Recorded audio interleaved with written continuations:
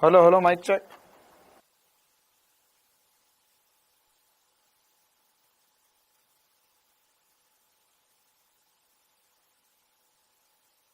हाँ भाई, audio video clear है सभी को?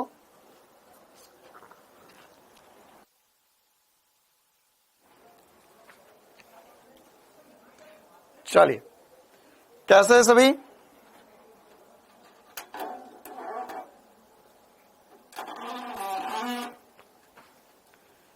आज लेट कैसे हो गए हैं? तुमने ही तो लेट करवाया था। हम बढ़िया मस्त मजे में। फ्रिक्शन नहीं हुआ अभी फिर से। चलिए, तो कैसे सभी, क्या हालचाल सभी के? चलो भाई, तो करते हैं क्लास की शुरुआत। आज है हमारी आखिरी क्लास। आप क्या भूल गए थे कि क्लास भी है? नहीं मंजित बेटा, मैं नहीं भूला था, क्लास है ना, इसलिए बोलते हैं कि पूरी क्लास अटेंड करना चाहिए। अभी केमिस्ट्री की क्लास हुई थी तो केमिस्ट्री वाले सर ने लेट क्लास छोड़ी थी, इसलिए आपके भले के लिए, चलो ठीक है, आपके नहीं बाकी सब के भले के लिए हमने क्लास थोड़ी सी लेट शुरू करी ताकि आपको 5-10 मिनट का ब्रेक मिल जाए। ठीक है, चलिए ओके, तो हम करते हैं क्लास की शुरुआत। और आज है हमारी आखिरी क्लास स्थिर विद्युतिकी पे। आज हम कर देंगे सारा थ्योरी वाला पोर्शन खत्म और आज की क्लास में हमें एकमात्र टॉपिक पढ़ना है, विद्युत द्विध्रुव। विद्युत द्विध्रुव क्या होता है, विद्युत द्विध्रुव के कारण क्या क्या कहानी देखनी है, वह सब कुछ आज क्लास में होगी। और सबसे इंपॉर्टेंट टॉपिक में से एक विद्युत द्विध्रुव है, क्योंकि पिछले 3-4 सालों में देखे तो हर साल या हर एक साल छोड़ के एक सवाल विद्युत द्विध्रुव पर आया ही आया है। ठीक है, आवाज क्लियर नहीं आ रही है क्या? Hello hello mic check. चलो, तो करें क्लास की शुरुआत। हाँ, 2023 में भी आया था, बिल्कुल, विद्युत द्विध्रुव पे डायरेक्ट सवाल। Voice hello hello mic check. चलिए, तो करते हैं क्लास की शुरुआत। सबसे पहले हम समझते हैं विद्युत द्विध्रुव होता क्या है। उससे भी पहले एक सवाल नीट 2017 का, कल जो हमने समविभव पृष्ठ पढ़ा था उसी के ऊपर आधारित, जल्दी से करके बताइए। ऐसा क्वेश्चन होमवर्क में भी था, जल्दी से करके बताइए, तब तक सभी बच्चे ज्वाइन कर लेंगे और हम करेंगे क्लास की शुरुआत। नेक्स्ट चैप्टर विद्युत धारा होगा। चलो भाई, जल्दी से सवाल का जवाब बताएं।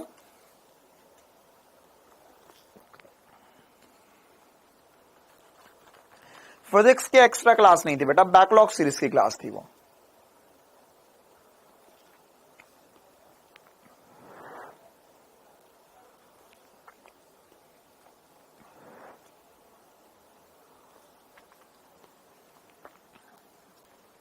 हाँ, कल कामेश सर है नहीं है, वो कल आने वाला समय ही बताएगा।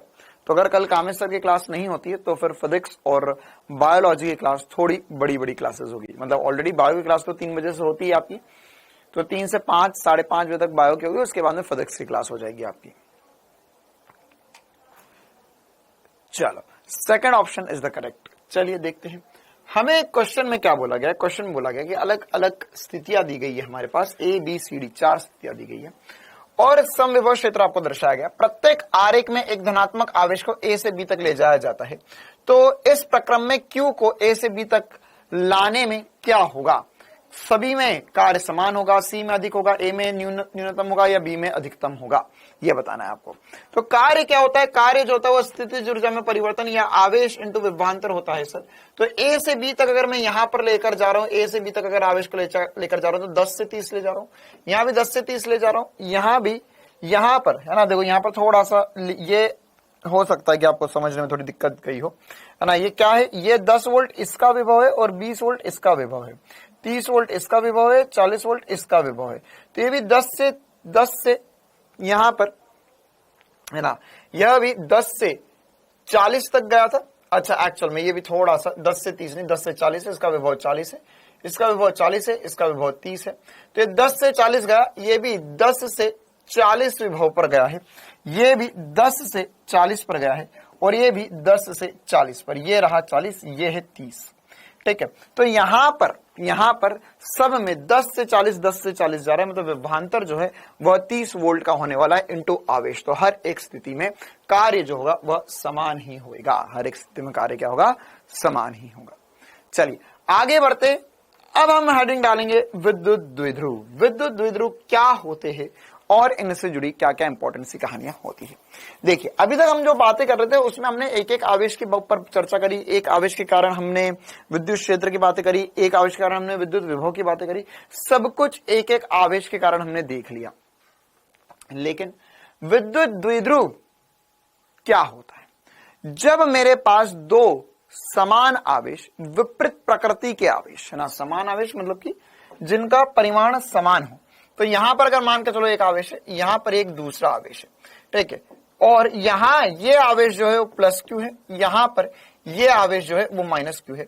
ये आवेश, ये दोनों ही आवेश एक दूसरे से कुछ d दूरी पर स्थित है, या हम 12 भी बोलेंगे कभी इस दूरी को ना, या हम इसे 2r भी बोलेंगे इस दूरी को, 2d भी बोलेंगे इस दूरी को, d भी बोलेंगे, वो निर्भर करता है क्वेश्चन में कितनी दूरी दी हुई है। तो अगर ऐसी स्थिति होती है, एक पॉजिटिव आवेश और एक नेगेटिव आवेश एक दूसरे से d दूरी पर है, तो यह दोनों मिलकर एक विद्युत द्विध्रुव कहलाते हैं ना। देखो द्विध्रुव नाम से समझ में आता है, द्विध्रुव मतलब कि ऐसी जगह या दो ध्रुव आपके पास हो, तो एक पॉजिटिव है एक नेगेटिव है ना, इसे इंग्लिश में डायपोल कहते हैं, मतलब दो पोल हो ना। जैसे हमारे भी दो पोल है, एक हमारा सिर है एक हमारा पैर है, तो यहां पर यह कैसे होंगे, डायपोल होंगे हम। तो इसी प्रकार से यह भी एक पॉजिटिव आवेश एक नेगेटिव आवेश है, तो ये क्या होते हैं, डायपोल होते हैं। सर इसका कोई प्रैक्टिकल एग्जांपल? बिल्कुल इसका प्रैक्टिकल एग्जांपल है, आपको केमिस्ट्री में ये बात देखी होगी आपने, अभी जब मॉलिक्यूलर स्ट्रक्चर वगैरह आपने पढ़े होंगे। तो जैसे फॉर एग्जांपल अगर मैंने बोला H2O का मॉलिक्यूलर स्ट्रक्चर, तो H2O का मॉलिक्यूलर स्ट्रक्चर बोलूंगा तो यहां पर ये होगा H2O का स्ट्रक्चर कुछ ऐसा बनेगा, और इसमें ये जो ऑक्सीजन होता है वो ज्यादा इलेक्ट्रोनेगेटिव होता है। तो ज्यादा इलेक्ट्रोनेगेटिव होता है मतलब कि वहां पर क्या होगा, यहां पर ज्यादा नेगेटिव आवेश आ जाएगा।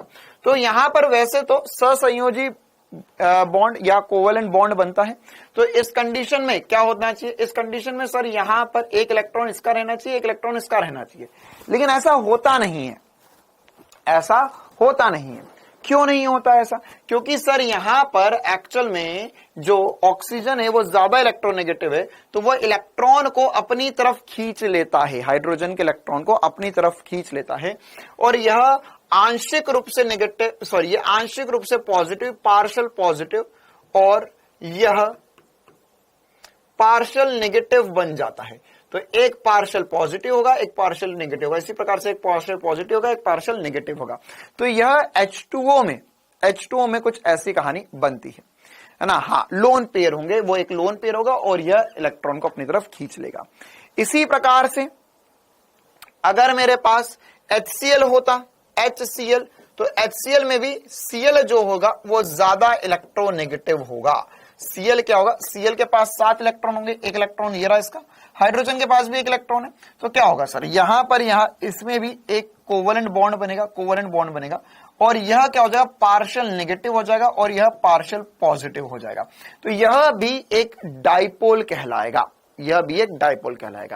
HCl में ऐसा ही होगा, CH4 में नहीं होगा बेटा, है ना। यह कौन सा केमिस्ट्री पढ़ रहा है तू बेटा, CH4 जो होगा उसमें C और H में पार्शियल पॉजिटिव पार्शियल नेगेटिव नहीं होगा। यह तभी हो सकता है पार्शियल पॉजिटिव पार्शियल नेगेटिव किसी भी स्ट्रक्चर में, NaCl में भी नहीं बोल सकते हम, क्योंकि उसमें वह आयनिक बॉन्ड बनता है। हम कोवेलेंट बॉन्ड में ही पार्शियल नेगेटिव पार्शियल पॉजिटिव बोल सकते हैं, क्योंकि यहां पर, है ना। चलो यार मैं केमिस्ट्री में नहीं जाना चाहता हूं ना, क्यों बेटा, ये सब पता होना चाहिए ना, कि जैसे अगर मान के चलो ऑक्सीजन है, क्लोरीन है, ब्रोमीन है, फ्लोरीन है ना, या सल्फर है, तो ये सब ज्यादा इलेक्ट्रोनेगेटिव होते हैं, 17 ग्रुप के एलिमेंट्स, तो ये ज्यादा इलेक्ट्रोनेगेटिव होते हैं। तो इसीलिए जब ये होंगे तभी कोई दूसरा H के साथ होगा तो वो पार्शियल नेगेटिव पार्शियल पॉजिटिव बन पाएगा। ठीक है, चलिए, तो हम वो सारी बातें नहीं करते हैं। बाकी हम यहाँ पर कुछ और काम की बातें करना चाह रहे हैं। हमारे लिए तो ये इंपॉर्टेंट है कि सर ये देखो, ये नेगेटिव पॉजिटिव मिल गया, तो यह दोनों मिलकर यहाँ पे एक विद्युत द्विध्रुव की रचना करेंगे और ये दोनों मिलकर भी एक विद्युत द्विध्रुव की रचना करेंगे। बाकी ये तो एक ही है, तो यह एक विद्युत द्विध्रुव कहलाएगा। तो बस मैं आपको ये फील देना चाह रहा हूं, ये फील देना चाह रहा हूं आपको कि हाँ बी, हाँ बिल्कुल सही बात। एक ने HBr बोला, एक बच्चे ने, बिल्कुल यही बात बेटा, है ना, वही बोल रहा हूं। फ्लोरीन, क्लोरीन, ब्रोमीन, आयोडीन, इन सब में क्या होता है, ये सब कुछ इलेक्ट्रोनेगेटिव एलिमेंट्स होंगे। तो यह पार्शियल नेगेटिव होगा, यह पार्शियल पॉजिटिव हो जाएगा। तो यह भी क्या होगा, एक डाइपोल कहलाएगा। क्या कहलाएगा, डाइपोल कहलाएगा। लेकिन अब हम बार बार फिजिक्स केमिस्ट्री में थोड़ी ना घुसेंगे, HCl ये Br3 वगैरह थोड़ी ना बनाएंगे। हम तो बस ये देखेंगे एक पॉजिटिव चार्ज है, एक नेगेटिव चार्ज है, उसके कारण क्या क्या होगा, ये सारी बातें मैं आपको ये आगे चलकर हम देखेंगे। बाकी ये तो बस केवल फील देने के लिए बताया मैंने आपको कि इसमें विद्युत द्विध्रुव जो होगा वो विद्युत द्विध्रुव वास्तविकता में बनता कैसे, या एक पॉजिटिव चार्ज, एक नेगेटिव चार्ज स्टेबल कैसे रह पाते हैं। चलिए, अब हमें क्या क्या पता करना है। विद्युत द्विध्रुव क्या होता है, क्या सभी को इतना फील आ गया? क्या विद्युत द्विध्रुव सभी को फील आ गया? कितना टाइम हो गया सौरभ राजपूत बेटा, 1 घंटे से क्लास चल रही, कहां थे अभी तक?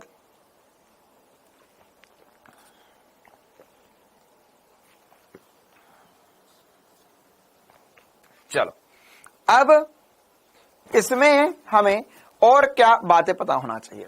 इसमें अब सबसे इंपॉर्टेंट सी बात कि विद्युत द्विध्रुव क्या होता है, ये तो समझ में आ गया हमें, लेकिन कितना स्ट्रॉन्ग है, कितना स्ट्रॉन्ग है। जैसे फॉर एग्जांपल मैं HBr की बात करूं, HCl की बात करूं, H2O की बात करूं, या नॉर्मली मैं ये बात करूं कि एक पॉजिटिव आवेश, एक नेगेटिव आवेश, ये दो यहां पर रखे हुए, दो कोई बहुत दूर रखे हुए, दो कोई इससे पास में रखे, किन्हीं दो का परिमाण ज्यादा है, तो उन हर एक कंडीशन में मैं क्या बोल सकता हूं, कहां पर किस कंडीशन में विद्युत द्विध्रुव जो है वो ज्यादा स्ट्रांग है या ज्यादा प्रबल है, और कहां पर वह दुर्बल है। तो कैसे पता करूंगा, तो इसको नापूंगा कैसे, इसको मापेंगे कैसे कि कहां स्ट्रांग कहां वीक, है ना, कहां स्ट्रांग कहां वीक। तो यहां पर यह वीक और स्ट्रांग हम मापते हैं एक और नई चीज से, जिसे हम बोलते हैं विद्युत द्विध्रुव आघूर्ण या डाइपोल मोमेंट बोला जाता है। क्या बोला जाता है, डाइपोल मोमेंट। अब यहां पर बहुत ध्यान से समझना डाइपोल मोमेंट क्या होता है, क्योंकि सबसे इंपॉर्टेंट सी बात पूरे विद्युत द्विध्रुव में सबसे इंपॉर्टेंट सी बात डाइपोल मोमेंट होता है। क्योंकि ये समझ में आ गया तो आगे बिल्कुल आसान है सारी कहानी, पहली बात। दूसरी बात, जैसे आज हम एक पॉजिटिव और एक नेगेटिव आवेश के साथ कहानी कर रहे हैं, ऐसे ही कम से कम 1 महीने बाद, है ना, 1 महीने बाद या 20 दिन बाद, 20 से 25 दिन बाद हम ऐसी ही कहानी करेंगे चुंबक के साथ। चुंबक में भी दो द्विध्रुव, वो भी द्विध्रुव होता है, वहां पे भी 2 ध्रुव होते हैं, वहां पर एक दक्षिणी ध्रुव और एक उत्तरी ध्रुव होता है, नॉर्थ पोल और साउथ पोल होता है। उसमें भी सेम कहानी होगी। उसमें भी जहां पर मैंने यहाँ पर द्विध्रुव आघूर्ण लिखा हुआ, तो यहाँ विद्युत द्विध्रुव आघूर्ण है, वहां पर चुंबकीय द्विध्रुव आघूर्ण होगा। ठीक है, तो जो सारी बातें मैं आज बोल रहा हूं वैसी की वैसी सारी बातें एक दिन और आकर बोलूंगा। तो उस दिन मैं इतना नहीं बोलूंगा, उस दिन बोलूंगा कि देख वहां पर पढ़ा था उसके जैसे पूरा का पूरा है, सारे फॉर्मूले सेम रहेंगे, बस यहां पर विद्युत के लिए होगा, वहां पर चुंबक के लिए हो जाएगा। ठीक है, तो यह डबल बार काम आएगी ये चीज, इसलिए ध्यान से समझेंगे इस चीज को, क्योंकि हो सकता है नीट में यहां नहीं तो वहां से एक आधा सवाल फंस जाए। अब विद्युत द्विध्रुव आघूर्ण होता क्या है, यह हम मापते हैं कि कितना स्ट्रांग है हमारा द्विध्रुव। तो उसको मापने के लिए क्या करते, मान के चलो यहाँ पे एक पॉजिटिव आवेश है, यहाँ पे एक नेगेटिव आवेश होगा, तो इसमें द्विध्रुव आघूर्ण जो होता है उसे हम P से चिन्हित करते हैं। और ये P जो होता है ना, अब यार ये डाइपोल मोमेंट को P से किसने चिन्हित किया, कैसे हो गया, ये मुझे भी नहीं पता, बस अब ये होता है P से, दुनिया P से लिखती है, तो हम भी इसे P से लिखेंगे। अब यहां पर P से होगा और इसे हम लिखेंगे आवेश इंटू इनके मध्य दूरी। ध्यान समझना, आवेश इंटू इनके मध्य दूरी। सर यहां तो मेरे पास 2 आवेश है, एक पॉजिटिव एक नेगेटिव है, तो कौन सा आवेश? नहीं देख, पॉजिटिव और नेगेटिव दोनों समान आवेश है। यहां पर अगर आपके +2 कूलम है तो यहाँ पे -2 कूलम आवेश होगा। तो आपको यहाँ पे बस उसका परिमाण लिखना कि यार ये क्यू आवेश है इंटू इनके मध्य दूरी क्या होगी, क्लियर है मामला, है ना। आपको इसमें ऐसा नहीं सोचना है, कि एक पॉजिटिव एक नेगेटिव तो 2 टोटल आवेश 2Q होगा तो मैं 2Q लिख दूं, नहीं, आवेश इंटू उनके मध्य दूरी द्विध्रुव आघूर्ण होगा, है ना, इसका परिमाण होगा।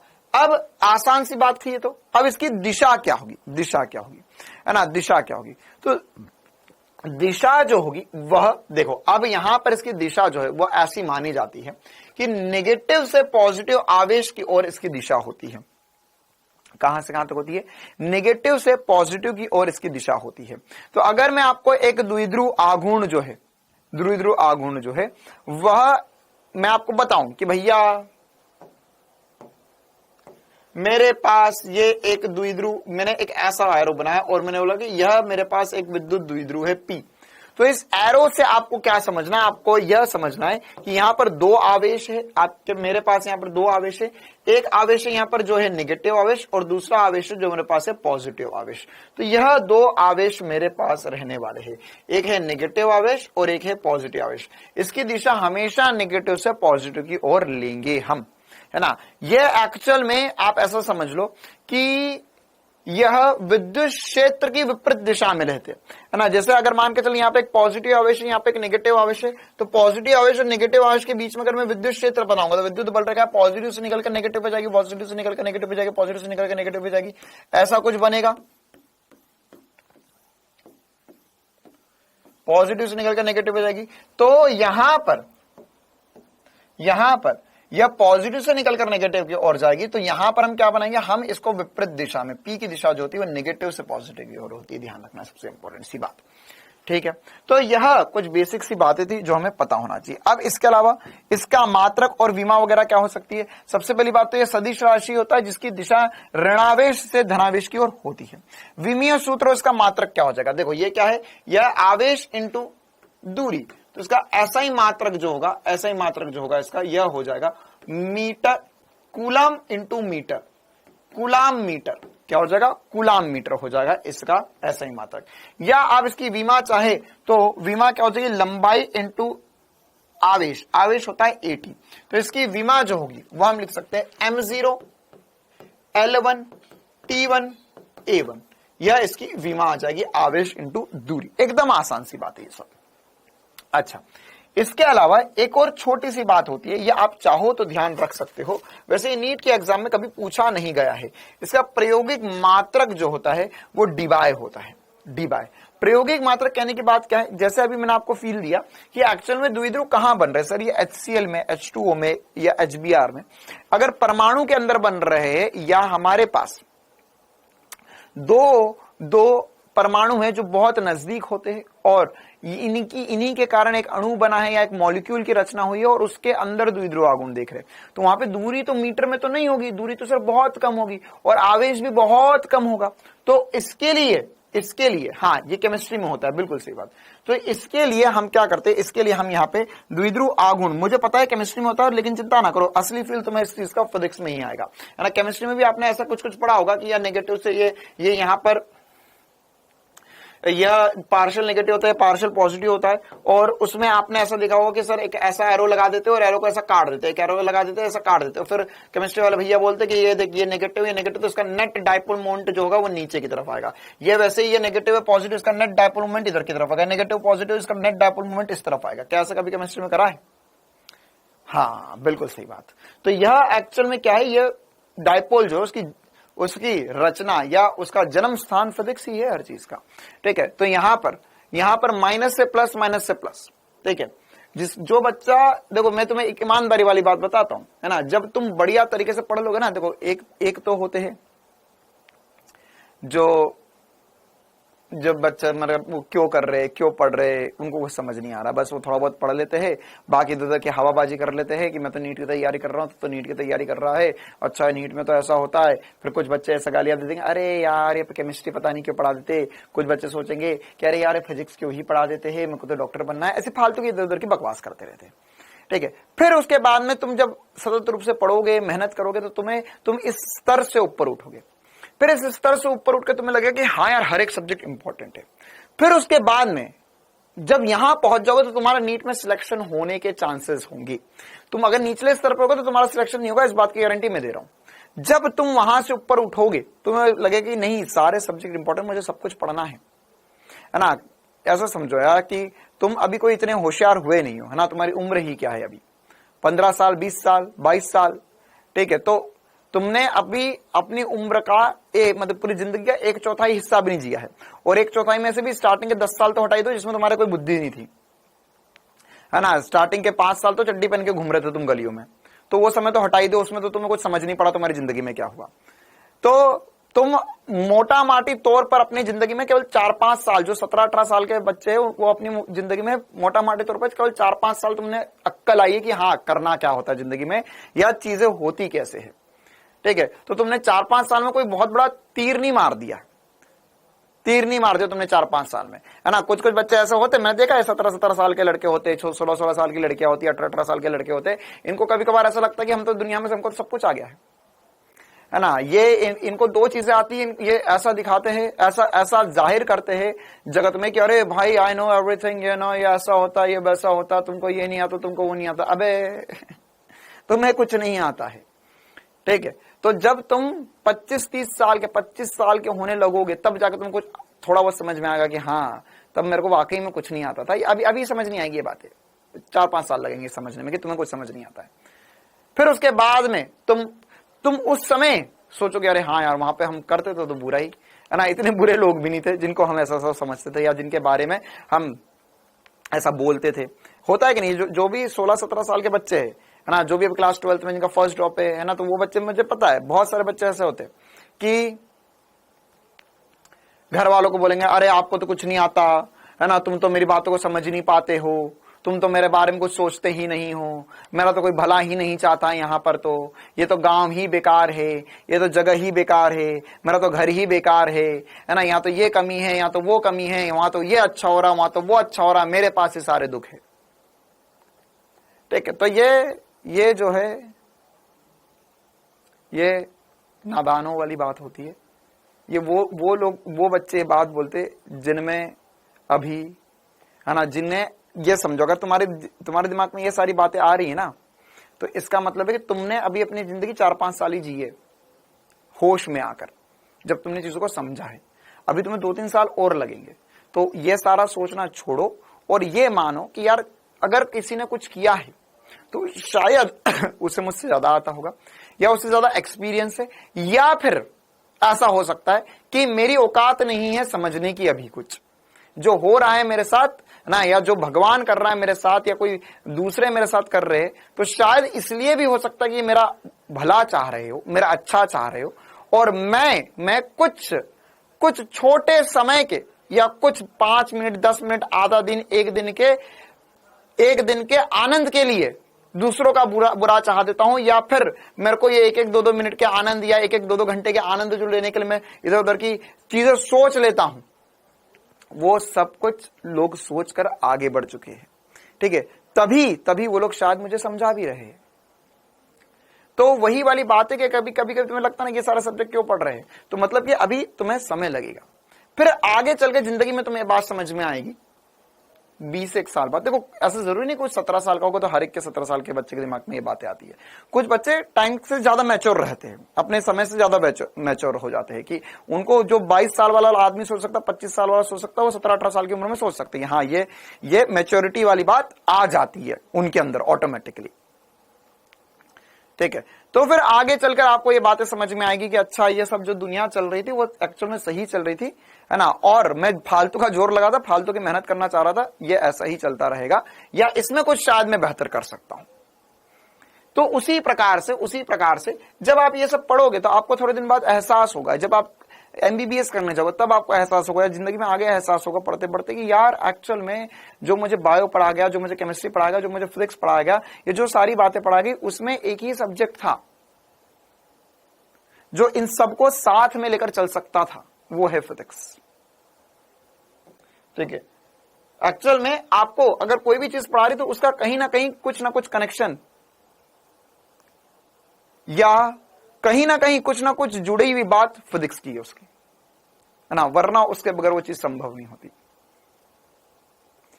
तो चलो भाई, तो वैसे ही आपको ये केमिस्ट्री में बताएगी, तो ये नेट डायपोल मोमेंट इसका नीचे की तरफ, तो एक्चुअल में ये कहां से आया, ये सब फिजिक्स से ही आता है कि डायपोल कहां होता है, एक पॉजिटिव होता है, एक नेगेटिव होता है, और ये डायपोल यहां पर बनता है, ठीक है।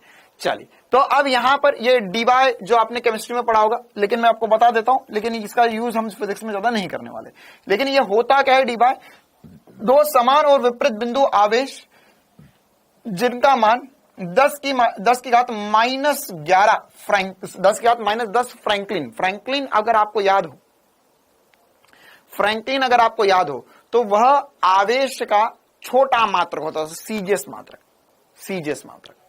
तो सीजीएस मात्रक में भी 10 की घात माइनस 10 फ्रैंकलिन में बोल रहा हूं, उतना आवेश हो और उनके मध्य दूरी जो है वो 1 एंगस्ट्रॉम हो जाए, मतलब 10 की घात माइनस 10 मीटर हो जाए, तो उस विद्युत द्विध्रुव का आघूर्ण जो होता है वह 1 डीबाई कहलाता है। मतलब अगर आप चाहो तो इसको कन्वर्ट करके लिख सकते हो, ये 3.3 इंटू 10 की घात माइनस 30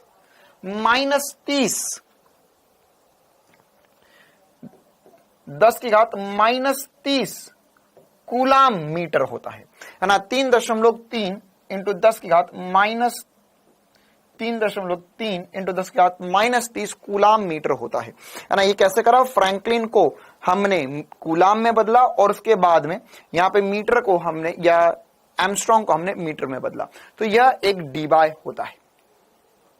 ठीक है, तो ये कुछ इंपॉर्टेंट सी बात है जो हमें पता होनी चाहिए। वैसे ये नहीं भी पता होगी तो भी मामला चल जाएगा, बस अब विद्युत द्विध्रुव आघूर्ण आपको पता होना चाहिए।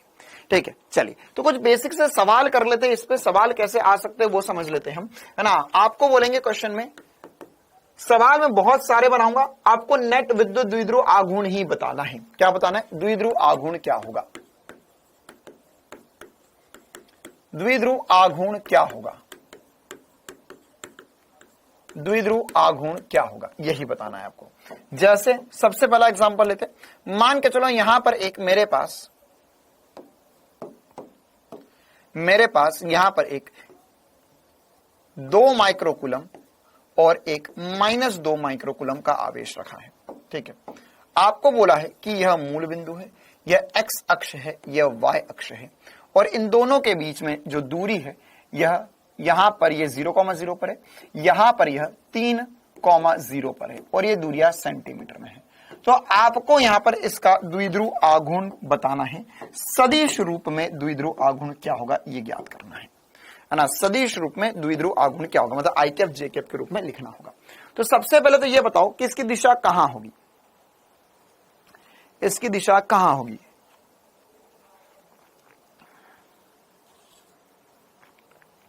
इसकी दिशा कहां होगी?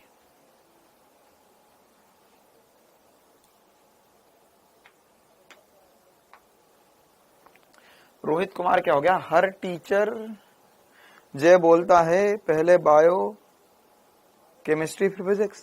हाँ बिल्कुल सही बोल रहे, मैं भी तो तुझे यही बोलता हूं, मैं तो यही बोलता हूं ना कि पहले बायो पढ़ो अच्छे से, बायो में नंबर लेकर आओ, फिर केमिस्ट्री में पढ़ो, केमिस्ट्री में नंबर लाओ, और फिर फिजिक्स पढ़ो, फिजिक्स में नंबर लेकर आओ। ठीक है, क्यों? क्योंकि वहां तक पहुंचने के लिए आपको ये बेस क्लियर करते हुए आना पड़ेगा। समझ रहे हो ना, सीधे वो नहीं पढ़ सकते या सीधे वहां पे बहुत सारे नंबर नहीं ला सकते हो। आपको बायो में, क्योंकि वो थोड़ा इजी होता है, वहां पे नंबर बढ़ेंगे, बढ़िया थे, तो वो फिर केमिस्ट्री में भी नंबर आने चाहिए, फिर फिजिक्स में भी नंबर आने चाहिए। ठीक है, तभी तो डेवलपमेंट होगा दिमाग का। ठीक है, सीधे परमाणु बम से थोड़ी ना खेल सकते हो, पहले रस्सी बम जलाओ, पहले फुलझड़ी जलाओ, फिर उसके बाद में चक्री जलाओ, फिर अनार जलाओ, फिर उसके बाद में रस्सी बम जलाओ, सूतली बम जलाओ, रॉकेट छोड़ो, फिर उसके बाद में फिजिक्स पढ़ो। देखो ये 2 माइक्रोकूलम में माइनस 2 मतलब एक आदमी होता ही है हमारे बीच में जो हर पूरी बात में, एक पूरी समझदारी भरी बात में एक हरकत ना पटके तो उसके दिल को चैन ना मिले ना, एक कमेंट जरूर आता ही आता है हमेशा। देखो भाई, ऐसा नहीं करना है ना, सारे सब्जेक्ट बराबर पढ़ना है, वरना पता चला कल से कोई किसी ने मेरी बात को सीरियसली ले लिया कि सर ने बोला है पहले बायो पढ़ लेता हूं तो 5-6 महीने बायो पढ़ लेता हूं। एक बच्चे ने एक दिन मेरे को, है ना, ये जो सेमिनार चलते रहे तो उसमें एक बच्चे ने बहुत भयंकर डाउट पूछा, मैं तो डर गया था। उसने बोला कि सर मैं पहली बार तैयारी कर रहा हूं। तो मतलब बढ़िया। तो बोलता कि सर एक काम करता हूं, मेरा बायो थोड़ा आता है मुझे, तो मैं ऐसा कर लूं क्या, 4 महीने बायो पढ़ लेता हूं, फिर 2 महीने केमिस्ट्री पढ़ लूंगा, फिर 1 महीना फिजिक्स पढ़ लूंगा और नीट का एग्जाम दे दूंगा 7 महीने बाद। मतलब तेरा मास्टर प्लान तो बहुत खतरनाक है। 2 माइक्रोकूलम और -2 माइक्रोकूलम है, तो यहां पर पहली बात तो इसकी दिशा कहां होगी, इसकी दिशा नेगेटिव से पॉजिटिव और मतलब -i कैप में होगी। तो यहां पर द्विध्रुव आघूर्ण लिखेंगे 2 × 10⁻⁶। देखो ये क्या है, आवेश इंटू उसके मध्य दूरी लिखना है हमें। तो आवेश 2 × 10⁻⁶ इंटू इसके मध्य दूरी, इसके मध्य दूरी कितनी है 3 सेंटीमीटर, तो सेंटीमीटर की जगह 10⁻² लिखना पड़ेगा अगर ऐसा ही मात्रक में लिख रहे हो। तो जगह 6 × 10⁻8 कूलाम मीटर। और ये कहां होगा, ये होगा सर दिशा के अनुसार लिखोगे तो -i कैप होगी इसकी दिशा, क्या हो जाएगी -i कैप हो जाएगी इसकी दिशा। क्या ऐसा बकवास सा सवाल आता है तो कर पाओगे सभी, है ना। आवेश दे देंगे और दूरी दे देंगे तो आपको द्विध्रुव आघूर्ण निकालना पड़ेगा। -i कैप क्यों बोला बेटा यहां पर, क्योंकि इसकी दिशा अभी मैंने बताई कहां होती है, नेगेटिव से पॉजिटिव की ओर होती है। तो नेगेटिव से पॉजिटिव की ओर होगी तो नेगेटिव से पॉजिटिव की ओर, तो नेगेटिव से पॉजिटिव की ओर दिशा होगी, तो ये कौन सी दिशा होगी, -i कैप होगी। चलिए अब आगे बढ़ते, इसमें कुछ और दिलचस्प सवाल करते। अगर मान के चल मेरे प्यारे कि ऐसा हो जाए तेरे साथ कभी जिंदगी में, है ना। अब मैं वैल्यू वाले सवाल नहीं करवाऊंगा, वैल्यू वाला हो गया एक, है ना। अब हमारे पास मैं सीधे आवेश दूंगा आपको ताकि हमारे जल्दी आंसर भी आ पाए और ज्यादा क्वेश्चन कर पाए। तो यहां पर अगर मान के चलो मेरे साथ कभी ऐसा हो गया कि यह 2q आवेश रखा हुआ है और ये -2q आवेश रखा हुआ है, तो द्विध्रुव आघूर्ण क्या होगा, तो और इनके मध्य दूरी d दी हुई है, तो द्विध्रुव आघूर्ण क्या होगा सर, अब ये हो जाएगा 2q × d हो जाएगा। क्या ये आसानी से सब कर पाएंगे, क्या आसानी से सब कर पाएंगे, ठीक है। अच्छा अब मान के चलो जो मजेदार से सवाल है, मजेदार सी बात है कि सर अगर कल को दोनों बराबर ना हुए तो क्या विद्युत द्विध्रुव नहीं बनेगा, क्या विद्युत द्विध्रुव नहीं बनेगा। मान के चलो कि यहां पर मेरे पास यह 3q आवेश रखा हुआ है और ये -4q आवेश रखा हुआ है, तो इसका द्विध्रुव आघूर्ण क्या होगा, यहां पर इसका द्विध्रुव आघूर्ण क्या होगा। तो क्या यह विद्युत द्विध्रुव नहीं बनेगा, बनेगा, विद्युत द्विध्रुव बनेगा ये, ठीक है। कैसे बनेगा सर, यहां पर ये 3q है, ये -4q, तो ये 3 और ये -4, तो क्या मैं इसको ऐसा बना सकता हूं, क्या मैं इसको ऐसा बना सकता हूं कि यह तो ऐसा कैसा रहने दो, यह तो ऐसा कैसा रहने दो, ये -4 में से मैंने इसको तोड़ दिया, -4 को मैंने तोड़ दिया 2 आवेशों के रूप में, ठीक है। तो यहां पर मैंने इसे -3q लिख दिया, इसे -3q लिख दिया और इसे -q लिख दिया, ये -q एक -3q। तो क्या मैं सब बोल सकता हूं कि ये वाला दोनों मिलकर सर एक द्विध्रुव आघूर्ण बनाएंगे, ये एक विद्युत द्विध्रुव बनाएंगे, है ना। इस कंडीशन में विद्युत द्विध्रुव बनेगा, ये नेगेटिव से पॉजिटिव की ओर दिशा होगी, तो P की वैल्यू जो हो जाएगी वो 3q × d हो जाएगी। क्लियर है मामला, 3q × d हो जाएगी, है ना। वो -q का आप कुछ नहीं कर सकते भाई, ये तेरे पास कोई तेरा साथी नहीं है, है ना, तेरे पास तेरा कोई साथी नहीं है, तो इसमें हमारी कोई गलती नहीं है ना। अब ये मान के चल यहाँ 3 लोग आए, यहाँ पर 4 लोग आए, है ना, तो यहाँ 4 लोग और ये 3 लोग तो मिलके 3 और 3 मिलकर तो कपल बना देंगे। अब ये बेचारा अकेला क्या करेगा, ये अकेला बाहर ही इंतजार करता रहेगा, बाहर ही इंतजार करता रह जाएगा। ये 6 लोग तो चले जाएंगे, ये इधर के 3 पॉजिटिव 3 नेगेटिव मिलकर तो द्विध्रुव बना देंगे।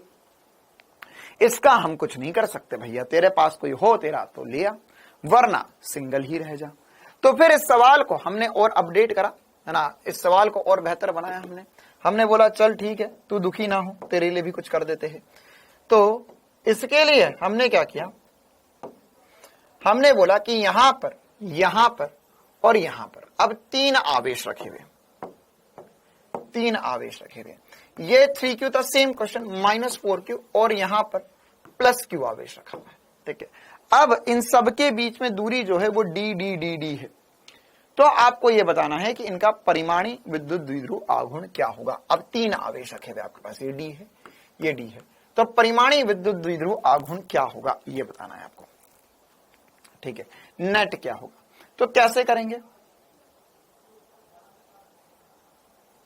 कैसे करेंगे यहां पर, कैसे करेंगे यहां पर। तो यह हम करने के लिए, इसको सॉल्व करने के लिए क्या करेंगे, अब ये -4q जो था इसको तोड़ देंगे। तो सर -4q को तोड़ेंगे तो -4q को तोड़कर क्या करेंगे सर, ये 3q होगा, यह एक -3q होगा, ये -q होगा और ये +q होगा, ठीक है। क्या किया मैंने, देखो यहां पर मेरे पास यह 3q था, ये -4q को लिखा -3q माइनस q, तो ये -4q बन गया और एक प्लस q, ठीक है। तो यह दोनों मिलकर एक विद्युत द्विध्रुव आघूर्ण बना देंगे और यह दोनों मिलकर एक विद्युत द्विध्रुव बना देंगे। तो अब मेरे पास दो द्विध्रुव हो गए हैं, दो द्विध्रुव हो गए हैं, है ना। मतलब क्या हो गया, यहां पर एक द्विध्रुव तो जो होगा सर वो माइनस से प्लस की दिशा में इधर होगा और एक माइनस से प्लस की दिशा में इधर होगा। तो यह अब हम बोल रहे हैं, अब नाम बोलना पड़ेगा ना, तो इसको P1 बोल देते हैं, इसको P2 बोल देते हैं, अलग अलग नाम बोल देते हैं। तो P1 क्या होगा सर, P1 जो होगा वो होगा 3q इंटू इनके मध्य दूरी d, P2 जो होगा वो होगा q इंटू इनके मध्य दूरी d, ठीक है। तो नेट कितना होगा, नेट कितना होगा, तो नेट सर एक की दिशा इधर है एक की दिशा इधर है, तो पी नेट जो हो जाएगा वो हो जाएगा P1 माइनस P2, सीधे माइनस कर दो, क्यों, क्योंकि एक पॉजिटिव में एक इधर की तरफ एक इधर की तरफ है, तो ये हो जाएगा 2q d, मेरे पास आंसर आ जाएगा। क्लियर है मामला, क्लियर है कहानी, आया समझ में। तो यह नेट विद्युत द्विध्रुव आघूर्ण हम निकाल सकते हैं, ठीक है। अब इसी में और थोड़ा कॉम्प्लेक्स सवाल बन सकता है, QD होगा, नहीं बेटा यह 3QD है, ये QD है तो माइनस करना होगा, 2QD होगा। अब थोड़ा और कॉम्प्लेक्स सवाल बन सकता है, जैसे हमें बोला है L भुजा वाला एक हमारे पास समबाहु त्रिभुज है ABC के कोनों पर विद्युत आवेश रखे हुए हमारे पास Q -2q रखे गए हैं। इस निकाय का विद्युत द्विध्रुव आघूर्ण का परिमाणी क्या होगा। कहना क्या चाह रहा है सवाल ये कहना चाह रहा है कि मेरे पास यहां पर 3 आवेश रखे हुए हैं, मेरे पास यहां पर 3 आवेश रखे हुए हैं। और कैसे रखे हुए सर, एक आवेश जो है यहां पर, एक आवेश Q है, एक और आवेश Q है और एक आवेश -2q है, ठीक है। तो ये वाला आवेश Q हो गया, ये वाला आवेश Q हो गया और ये वाला आवेश -2q हो गया है, ठीक है। तो अब आपको बताना है कि यहां पे परिमाणी विद्युत द्विध्रुव आघूर्ण कितना आएगा इसका। तो कैसे करेंगे इसको हल, कैसे करेंगे इसको हल, है ना। देखो तो अब यहां पर चक्कर ये है, देखो क्या आपको ये बात समझ में आती है सभी को कि सर इसको आप ऐसा का ऐसा बना लो, है ना, ऐसा का ऐसा बना लो और इसमें आप एक काम करो, ये जो -2q था, तो इस -2q को हटाकर 2 आवेश बना दो। यहां पर क्या कर दो, 2 आवेश बना दो, एक आवेश इधर बना दिया है तो एक ही जगह पर, लेकिन 2 अलग अलग आवेश बना दिए फील लेने के लिए बस। तो यहां क्या होगा, ये वाला जो आवेश होगा वो -q होगा और इधर वाला भी -q होगा। क्यों बनाए हैं सर, ताकि ये प्लस और माइनस मिलके एक द्विध्रुव बना दे, ये प्लस और ये माइनस मिलके एक द्विध्रुव बना दे। मतलब कुल मिलाके कहानी कुछ ऐसी हो गई है, कुल मिलाके कहानी कुछ ऐसी हो गई है कि यहां पर ये एक विद्युत द्विध्रुव बन गया है और यह एक अगला विद्युत द्विध्रुव बन गया है, ठीक है। यह 2 विद्युत द्विध्रुव हमारे पास होंगे। तो एक विद्युत द्विध्रुव इधर है, दूसरा वाला उस तरफ है, मुंडी अलग अलग दिशाओं में इनकी। अब क्या होगा सर, यहाँ पे हम बोल सकते हैं कि ये इसका नेगेटिव से पॉजिटिव की तरफ दिशा इधर आएगी, इसकी नेगेटिव से पॉजिटिव की तरफ दिशा इधर आएगी। तो यह क्या होगा सर, इसे P1 को हम बोल सकते हैं, ये हो जाएगा Q इंटू इनके मध्य दूरी कितनी बोली है L, और ये भी हो जाएगा P2 भी हो जाएगा Q इंटू L हो जाएगा, ठीक है। अब क्या करेंगे, क्या अब हम इसे जोड़ेंगे, घटाएंगे, क्या करेंगे। तो हमें पता है ये सदिश है एक्चुअल में, तो एक सदिश है इधर QL, एक सदिश है इधर QL, और इन दोनों के मध्य कोण जो है वो 60 डिग्री है। इन दोनों के मध्य कोण कितना है, 60 डिग्री या 60 डिग्री कोण है। तो अगर 60 डिग्री या 60 डिग्री कोण है तो इस कंडीशन में हम परिमाणी क्या लिखेंगे, अब हम परिमाणी क्या लिखेंगे। तो सर अब हम बोलेंगे कि 60 डिग्री पर 60 डिग्री पर 2 सदिश समान सदिश होंगे, तो इनका परिमाणी जो होगा P नेट जो हो जाएगा वो √3 गुना होगा, √3 गुना QL होगा। ये SP स्टार हम बहुत पहले से सीख चुके हैं कि अब हमें इसे बार बार सॉल्व करने की जरूरत नहीं है कि सर 90 डिग्री होता है तो √2 परिमाणी होता है, 60 डिग्री होता है तो √3 परिमाणी होता है। क्या यह सवाल सभी को बहुत जोरों से चमका, क्या इस प्रकार के सवाल सभी कर पाएंगे, अब क्या इस प्रकार के सवाल सभी कर पाएंगे। क्लियर है मामला, परिमाणी निकालना है आपको, दैट्स इट, इसके अलावा और कुछ नहीं करना है। चलो एक और सवाल कर लेते हैं, एक और सवाल कर लेते हैं थोड़ा और फील लेने के लिए, है ना। देखते हैं क्या सभी को पूरी बातें समझ में आ रही है। मेरे पास देखो सवाल सेम है, सवाल सेम है, आपको परिमाणी विद्युत द्विध्रुव आघूर्ण बताना है बस। मेरे पास यहां पर 4 आवेश रखे हुए एक वर्ग के कोने पर। ये आवेश प्लस क्यू है, ये वाला आवेश माइनस क्यू है, ये वाला आवेश माइनस क्यू है और ये वाला आवेश प्लस क्यू है। नेट विद्युत द्विध्रुव आघूर्ण क्या होगा? नेट विद्युत द्विध्रुव आघूर्ण क्या होगा? नेट विद्युत द्विध्रुव आघूर्ण क्या होगा? क्या कर पाएंगे सभी? क्या कर पाएंगे सभी?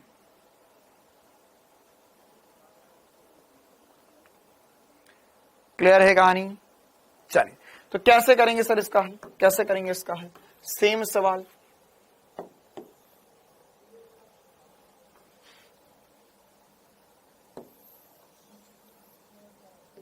सेम सवाल। तो इसका हल क्या होगा सर? इसके हल के लिए हम आसानी से बोल सकते हैं सर कि यहां पर ये एक नेगेटिव है, ये एक नेगेटिव है, पॉजिटिव, नेगेटिव पॉजिटिव मिलकर एक द्विध्रुव बना देंगे, ये नेगेटिव पॉजिटिव मिलकर एक द्विध्रुव बना देंगे। अब यहां पर इसकी दिशा क्या आ जाएगी सर? ये नेगेटिव से पॉजिटिव की ओर इसकी दिशा होगी और ये नेगेटिव से पॉजिटिव की ओर इसकी दिशा होगी। तो नेट नेट क्या हो जाएगा सर? नेट नेट जो हो जाएगा वो शून्य हो जाएगा। पी नेट जो हो जाएगा वो 0 हो जाएगा, शून्य हो जाएगा। क्यों हो जाएगा पी नेट 0 या क्यों हो जाएगा पी नेट 0? क्योंकि सर यहां पर एक पॉजिटिव दिशा में एक नेगेटिव दिशा में इसकी पी की वैल्यू होगी Q इंटू ए, इसकी भी पी की वैल्यू होगी Q इंटू ए।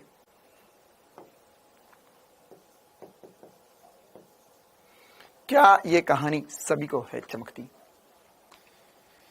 अरे बोल प्यारे बोल। क्लियर है मामला? चलो, तो विद्युत द्विध्रुव मुझे उम्मीद है कि सभी बच्चे बहुत बढ़िया रूप से समझ चुके हैं सारी कहानी। क्या विद्युत द्विध्रुव क्या होता है, विद्युत द्विध्रुव आघूर्ण क्या होता है, सभी बच्चे हर तरीके से समझ चुके हैं। अब हमें क्या करना होगा? अब हमें विद्युत द्विध्रुव में 2 बातें पढ़नी है ना, 2 इंपॉर्टेंट सी बातें पढ़नी है। पहली बात यह है कि विद्युत द्विध्रुव खुद के कारण विभव और खुद के कारण विद्युत क्षेत्र क्या होता है। और दूसरी कहानी ये पढ़नी है कि अगर मैं इसे बाह्य विद्युत क्षेत्र में रख देता हूं तो क्या होता है। ठीक है, तो ये 2 कहानी अब हम एक एक करके पढ़ना करते हैं शुरू। चलो, तो सबसे पहले ये देखते हैं कि अगर हमने एक विद्युत द्विध्रुव को बाह्य विद्युत क्षेत्र में रख दिया तो क्या होगा। एक विद्युत द्विध्रुव को बाह्य विद्युत क्षेत्र में रख दिया तो क्या होगा। बाह्य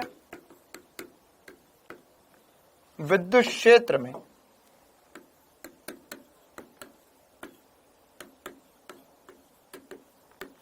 बाह्य विद्युत क्षेत्र में विद्युत द्विध्रुव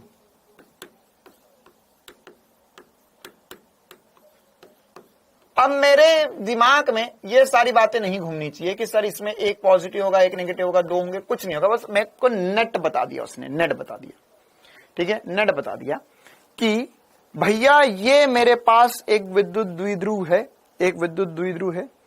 नीट 19, 20, 21, 22, 23 के सवाल करा दो। आयुष बेटा अभी तो नहीं करवाएंगे हम, है ना, और चिंता ना कर, जितना पढ़ाया है ना उसमें तेरे नीट 19, 20, 21, 22, 23, 24, 25, 26, 27, 28, 29, 30 तक के सारे सवाल बन जाएंगे। ठीक है, और उसके आगे के भी बनाना चाहेगा तो वो भी बन जाएंगे। देखो, तो यहां पर अगर हम बाह्य विद्युत क्षेत्र में से रख रहे हैं तो बाह्य विद्युत क्षेत्र में रखने पर क्या होगा। सबसे पहली बात तो हमें देखना होगा कि इस पे क्या बल लगेगा। हमें देखना होगा कि इसको अगर बाह्य विद्युत क्षेत्र में गति करवाऊंगा तो क्या होगा, वगैरह वगैरह सारी बातें। ठीक है, चल, तो जो नीट का प्रीवियस ईयर सवाल था उसी का कंसेप्ट लेते हुए हम करते हैं क्लास कहानी की शुरुआत। मान के चलो यहां पर मेरे पास कोई एक बाह्य विद्युत क्षेत्र है, यह ई विद्युत क्षेत्र है। अगर इस ई विद्युत क्षेत्र में मैंने एक द्विध्रुव रखा, देखो अब मैंने कुछ नहीं बताया, मैंने बस ये बता दिया, एरो बता दिया। तो इससे क्या समझते हैं आप सभी? ये सर हम समझते हैं कि एक ई विद्युत क्षेत्र होगा, हम समझते हैं कि यहां पर एक ई विद्युत क्षेत्र होगा और ये पी विद्युत द्विध्रुव होगा और इनके मध्य कोण थीटा है। तो इससे आप क्या समझते? इससे हम ये समझे सर कि यहां पर ये एक पॉजिटिव आवेश रखा हुआ है और एक नेगेटिव आवेश यहां पर रखा हुआ है। क्या ये बात सभी समझते हैं? ठीक है, अच्छा, तो अब हमें देखना है कि इस पर परिमाणी बल क्या लग रहा है, इस पर परिमाणी बल क्या लग रहा है। ठीक है, जरूरी नहीं कि किसी कोण पर ही रखा हो सकता है सीधा रखा हो सकता है लेटा हुआ रखा हो सकता है नीचे की तरफ रखा हो, कैसा भी रखा सकता है, किसी भी कोण पर रखा जा सकता है। ठीक है, तो अब हमें देखना होगा कि इस पर परिमाणी बल क्या लग रहा है। तो नेट फोर्स क्या लगेगा, नेट फोर्स क्या लगेगा, इसका कैलकुलेशन करना हम शुरू करते हैं। उसके बाद में और भी बहुत सारी चीजों का कैलकुलेशन हमें करना होगा। तो इस पे एफ नेट क्या होगा, परिमाणी बल क्या होगा यहाँ पर। तो देखो यार, ये पॉजिटिव आवेश है, ये विद्युत क्षेत्र है, तो इस पर एक बल इस तरफ लगेगा और ये बल होगा QE के बराबर, ये बल होगा QE के बराबर। एक बल इस पे विपरीत दिशा में लगेगा, ये वाला बल भी होगा QE के बराबर। क्या मैं सही बोल रहा हूं? दो बल लगेंगे, Q इंटू ई, Q इंटू ई, Q इंटू बी, ई बल लगेंगे। ठीक है, तो यहां पर अगर मैं परिमाणी बल देखूं, परिमाणी बल देखूं तो क्या आया सर, इस पर एक बल आगे की तरफ QE लग रहा है, एक बल पीछे की तरफ QE लग रहा है, तो ये ऐसा है, तो क्या ये ऐसा ऐसा ऐसा ऐसा भाग जाएगा, या सर ये यहां से पीछे की तरफ भाग जाएगा? कहां जाएगा सर, ये कहीं नहीं जाने वाला। क्यों नहीं जाने वाला? क्योंकि इस पे नेट बल जो है वह 0 आ चुका है। नेट बल जो होगा वह 0 होगा। इस पर सबसे इंपॉर्टेंट सी बात, नेट बल 0 होगा। और एक और इंपॉर्टेंट सी बात, ये जो बाह्य विद्युत क्षेत्र है हमारे पास, ये कैसा है, हमने एक समान बाह्य विद्युत क्षेत्र लिया है, एक समान बाह्य विद्युत क्षेत्र लिया है, एक समान बाह्य विद्युत क्षेत्र लिया है। तो उस कंडीशन में नेट फोर्स क्या हो जाएगा, इस पे 0 हो जाएगा। ठीक है, लेकिन सर मेरे को है ना एक और बात का फील आता है, क्या कि मान के चलो मेरे पास ये मेरा एक विद्युत द्विध्रुव है, ये मेरा एक विद्युत द्विध्रुव है। ठीक है, आप बोल रहे हो सर एक आदमी से इधर बल लगा रहा है, एक आदमी इधर से बल लगा रहा है, तो सर अगर इन दोनों ने मिलकर बल लगाया तो चलेगा तो नहीं, लेकिन ये घूम जरूर जाएगा। अगर मान के चलो मैं इसे पकड़ के रखा हुआ है, एक बल इधर लग रहा है, एक बल इस तरफ, एक बल इस तरफ लग रहा है, एक बल इस तरफ लग रहा है, तो दोनों की तरफ से मिलकर बल लग रहा है, तो ये घूम जाएगा सर, ये घूमेगा, ये घूमता रहेगा सर, ये घूमेगा। तो ये घूमेगा तो एक्चुअल में सर इसमें बल तो लग नहीं रहा है, लेकिन फिर भी ये घूम रहा है, तो अगर यह घूम रहा है ना, बल लग रहा है, हाँ सर, नेट बल 0 है, हाँ सर, लेकिन यह घूम रहा है, बिल्कुल सर ये घूम रहा है। तो अगर यह घूम रहा है तो इसको घुमाने के लिए जो बल की आवश्यकता है, जो बल इसे घुमाता है, उसे हम बलाघूर्ण कहते हैं। बेटा क्या कहते हैं? बलाघूर्ण कहते हैं। तो इसमें बलाघूर्ण या टॉर्क जो होगा, है ना, अंग्रेजी में टॉर्क कहते हैं, बलाघूर्ण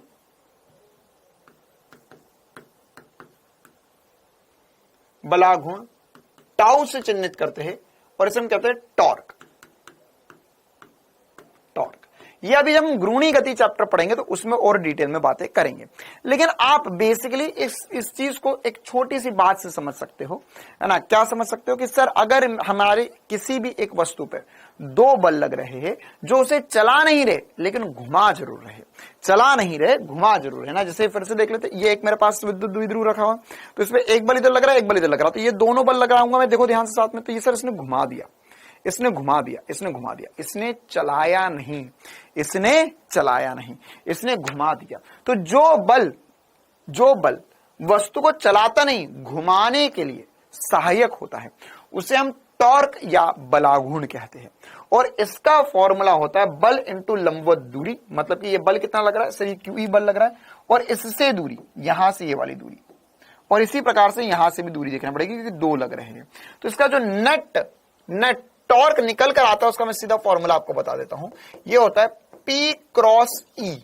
क्या होता है? P cross E। P क्या? विद्युत द्विध्रुव आघूर्ण का क्रॉस प्रोडक्ट लेना होता है विद्युत क्षेत्र के साथ में, क्रॉस प्रोडक्ट लेंगे विद्युत क्षेत्र के साथ में, या हम इसे लिख सकते हैं PE साइन थीटा। क्या लिख सकते हैं हम? PE sine theta. यह टॉर्क का फॉर्मूला बनता है इस कंडीशन में कि जब ये हमने इसे बाह्य विद्युत क्षेत्र में रखा, तो जब घूमेगा तो कितना, किस दर से घूमेगा, या इस पे जो बल लग रहा है, जिसे घुमा रहा है, वह कितना है। ठीक है, तो यह होता है PE साइन थीटा, यह होता है P क्रॉस E होता है। ठीक है, अच्छा, तो ये ऐसा सर घूमेगा। अच्छा एक बात बताओ, क्या हमेशा ही घूमेगा? नहीं सर, अगर मान के चलो ये सब सीधा रखा होता तो सीधा रखा होता तो नहीं घूमता। वह सारी कंडीशन अभी हम एक एक करके अब देखना शुरू करते हैं। तो जैसे अगर मैंने यहां पे बोला आपको कि यदि मान के चलो ये टॉर्क सबको समझ में आ गया, टॉर्क सबको समझ में आया, पीई साइन थीटा। तो अगर मान के चलो मैंने, अच्छा साइन थीटा जो है कि क्रॉस प्रोडक्ट होता है, जब क्रॉस मल्टीप्लिकेशन होता है तो साइन थीटा आता है, यहां पर क्या आता है, साइन थीटा आता है पीई में। अब इसी प्रकार से अगर मान के चलो मैंने आपसे पूछा कि यार थीटा की वैल्यू अलग अलग रखने पे टॉर्क अलग अलग आएगा, तो आपने बोला बिल्कुल सर अलग अलग आएगा। तो यहां पर अगर मैंने बोला कि थीटा की वैल्यू 0 डिग्री रख दी जाए या 180 डिग्री रख दी जाए तो क्या होगा, थीटा की वैल्यू 0 डिग्री या 180 डिग्री रख दी जाए तो इसमें क्या होगा, ये थोड़ा सा फील ले लेते हैं हम। कैसे होगा, यहां पर मान के चलो ये कब बनेगा, मेरे पास यहां पर बाह्य विद्युत क्षेत्र है, यह बाह्य विद्युत क्षेत्र है इस दिशा में, यहां पर भी बाह्य विद्युत क्षेत्र है इस दिशा में, ठीक है। लेकिन पहली कंडीशन में जो मेरा विद्युत द्विध्रुव है वो ऐसा रखा हुआ है और दूसरी कंडीशन में विद्युत द्विध्रुव ऐसा रखा हुआ है। देखो ध्यान से, दोनों में क्या अंतर है, सर एक में विद्युत क्षेत्र की दिशा में रखा हुआ है और एक में विद्युत क्षेत्र की विपरीत दिशा में रखा हुआ है, तो इन दोनों ही कंडीशन में यह घूमेगा नहीं, क्योंकि देखो यार, एक बल यहां लग रहा है, एक बल इस तरफ लग रहा है, तो यह बल है ना, अगर मान के चल एक वस्तु ऐसी है, एक बल इसे इधर की तरफ खींचना चाह रहा है, एक बल इसे इधर की तरफ खींचना चाह रहा है, एक बल इसे इधर खींचना चाहता है, एक बल इसे इधर खींचना चाहता है। तो क्या ये दोनों मिलकर इसे घुमा सकते हैं? ऐसा खींचना चाहते हैं, क्या दोनों मिलकर घुमा सकते इसे? नहीं सर, नहीं घुमा सकते। अगर ये ऐसा होता, टेढ़ा होता, अब फिर ये दोनों बल लगते तो हाँ सर ये दोनों घुमा देते, है ना। अगर मुझे किसी भी चीज को घुमाना है तो मेरा बल जो है वो अक्ष के लंबवत लगना चाहिए ना, मतलब यह जिस अक्ष के सापेक्ष घूमेगा ये उसके लंबवत होना चाहिए और यह विद्युत द्विध्रुव के अक्ष पर नहीं आना चाहिए। अक्ष मतलब जहां विद्युत द्विध्रुव है उसमें उसके समांतर मेरा बल नहीं होना चाहिए, वरना ये घुमा नहीं पाएगा, ये ऐसा खींचेगा। तो इस कंडीशन में जब 0 डिग्री ना, ये बहुत इंपॉर्टेंट से केस है, केस नंबर 1, जब मेरे पास कोण 0 डिग्री या 180 डिग्री होता है तब उस कंडीशन में सबसे पहली बात हमने देखी एफ नेट तो सर 0 होगा ही होगा। अगली बात देखी हमने नेट टॉर्क जो होगा एफ नेट 0 होगा और नेट टॉर्क भी 0 होगा। मतलब अगर ये ऐसा रखा हुआ है, ये ना तो चलेगा ना तो घूमेगा, टॉर्क 0 कैसे हो गया सर? साइन 0 होता है और साइन 180 जो है वह भी 0 ही होता है, क्लियर है मामला? क्या यह सभी को क्लियर है मामला? अच्छा, अब एक बात सोचते हैं कि सर ये घूमना तो नहीं चाह रहा था, इस कंडीशन में ये घूमना तो नहीं चाह रहा था। लेकिन अगर मान के चलो 0 डिग्री वाली कंडीशन देख रहा हूं, है ना, मान के चलो मैंने इसे जबरदस्ती करके घुमा दिया। कैसे? यहां पर 2 बल थे, एक बल इधर लग रहा था, एक बल इधर लग रहा था, ठीक है। अब मैंने इसे पकड़ा और मैंने ही पकड़कर इसे सीधा कर दिया, मैंने ही पकड़कर इसे घुमा दिया, मैंने ही पकड़कर इसे सीधा करना चाहा। तो क्या मैं कर सकता हूं? हाँ सर, आप कर तो सकते हो, आप बल लगाओगे तो घूम जाएगा, जबरदस्ती तो कर सकते हो। लेकिन इस कंडीशन में जब मैं इसे घुमाऊंगा तो मेरे द्वारा कुछ ना कुछ कार्य किया जाएगा, अरे इसे घुमाने के लिए कुछ ना कुछ कार्य तो करना पड़ेगा ना। ऐसा रखा हो तो इसे घुमाऊंगा मैं तो घुमाने के लिए कार्य तो किया जाएगा।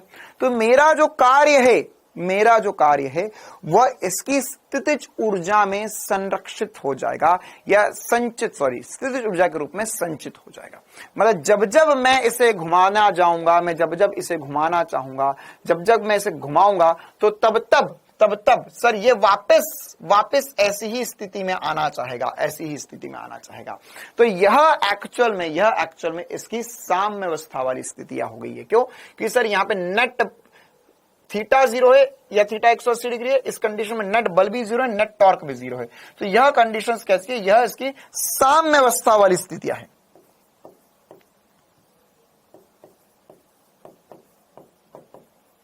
याद है कार्य ऊर्जा शक्ति में पढ़ा था, साम्य अवस्था वाली स्थिति है कि सर जब नट बल्ब शून्य हो जाए तो हम क्या बोलते हैं, साम्य अवस्था होते हैं। ठीक है, लेकिन अगर मैं इसे जोर जबरदस्ती करके घुमा रहा हूं, देखो मान के चलो कि यहां पर विद्युत क्षेत्र था, यहां पर विद्युत क्षेत्र था, और यह मैंने इसे घुमा कर इधर तक लेकर आ गया। देखो ध्यान समझना, अब दोनों कंडीशन में ना, मैं इसे घुमा कर जोर जबरदस्ती करके थोड़ा सा मैंने इसे घुमा दिया, ऐसा कर दिया, तो क्या होगा सर, इस पे वापस से एक बल जो है वो यहां पर लग रहा है इस दिशा में, और एक बल इधर की तरफ तो लगता ही रहेगा। तो ये दोनों बल क्या इसे वापस 0 डिग्री पर ले जाएंगे? क्या यह ऐसा था, लेटा हुआ था, मैंने इसे जोर जबरदस्ती कर कर घुमा दिया, अब अगर मैं इसे जैसे ही छोड़ूंगा तो ये घूमकर वापस आ जाएगा। ये जैसे ही मैं इसे छोड़ूंगा तो ये घूमकर वापस यहां पर आ जाएगा। आएगा या नहीं आएगा? बिल्कुल सर, ये घूमकर वापस आएगा। अच्छा, अब इसी का जस्ट अपोजिट भी एक बार डिस्कस कर लेते, फिर दोनों को मिलाकर कंक्लूजन बिठाएंगे कि अगर सर ये ऐसा था, कैसा था सर, ये ऐसा लेटा हुआ था, पहले ये ऐसा लेटा हुआ था, विपरीत दिशा में लेटा हुआ था, इसे मैंने जोर जबरदस्ती कर कर थोड़ा सा सीधा कर दिया, ऐसा लेटा हुआ था, इसको मैंने थोड़ा सा सीधा करा। अब जैसे ही थोड़ा सीधा करा तो इसमें एक बल कहां लग रहा है सर, ये पॉजिटिव वाला, ये पॉजिटिव आवेश, इस पे बल विद्युत क्षेत्र की दिशा में लगता है, इधर नेगेटिव आवेश है, हमने देखा नेगेटिव से पॉजिटिव की दिशा होती है, और तो इस पे बल इस तरफ लगेगा, विद्युत क्षेत्र के विपरीत दिशा में लगेगा। तो क्या मैं यहां ऐसा बोल सकता हूं सर कि जैसे ही यह पहले यह वाला भी लेटा हुआ था, यह वाला भी 0 डिग्री पर लेटा हुआ था, और मैंने इसे जैसे ही घुमाया ऐसा और छोड़ा तो ये वापस ऐसा हो गया,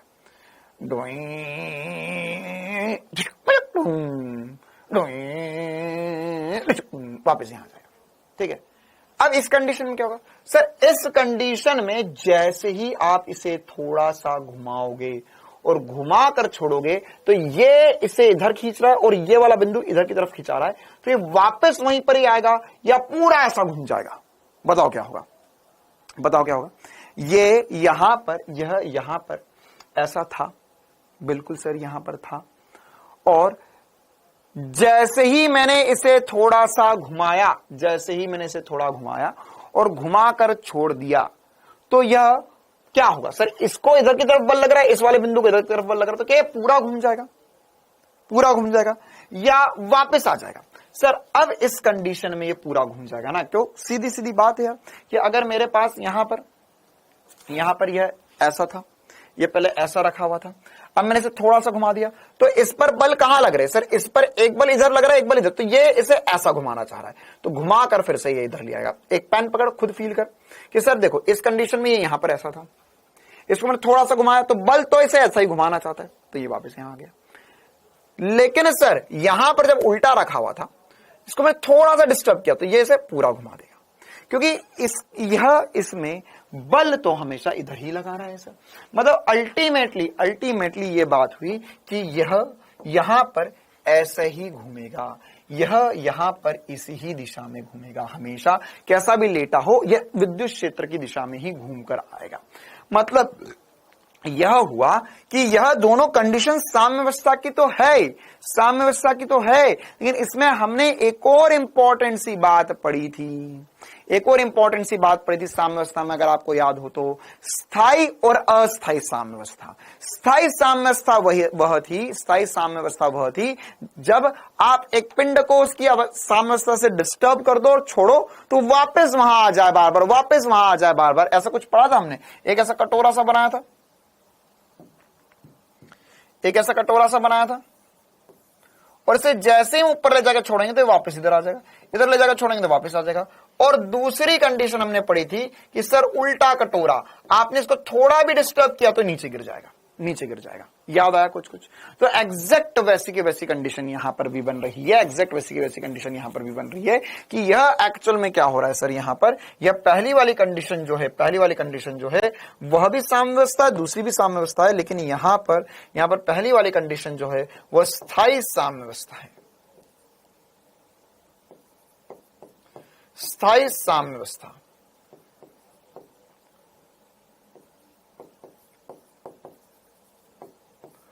और दूसरी वाली कंडीशन जो है वह अस्थायी साम्यावस्था है।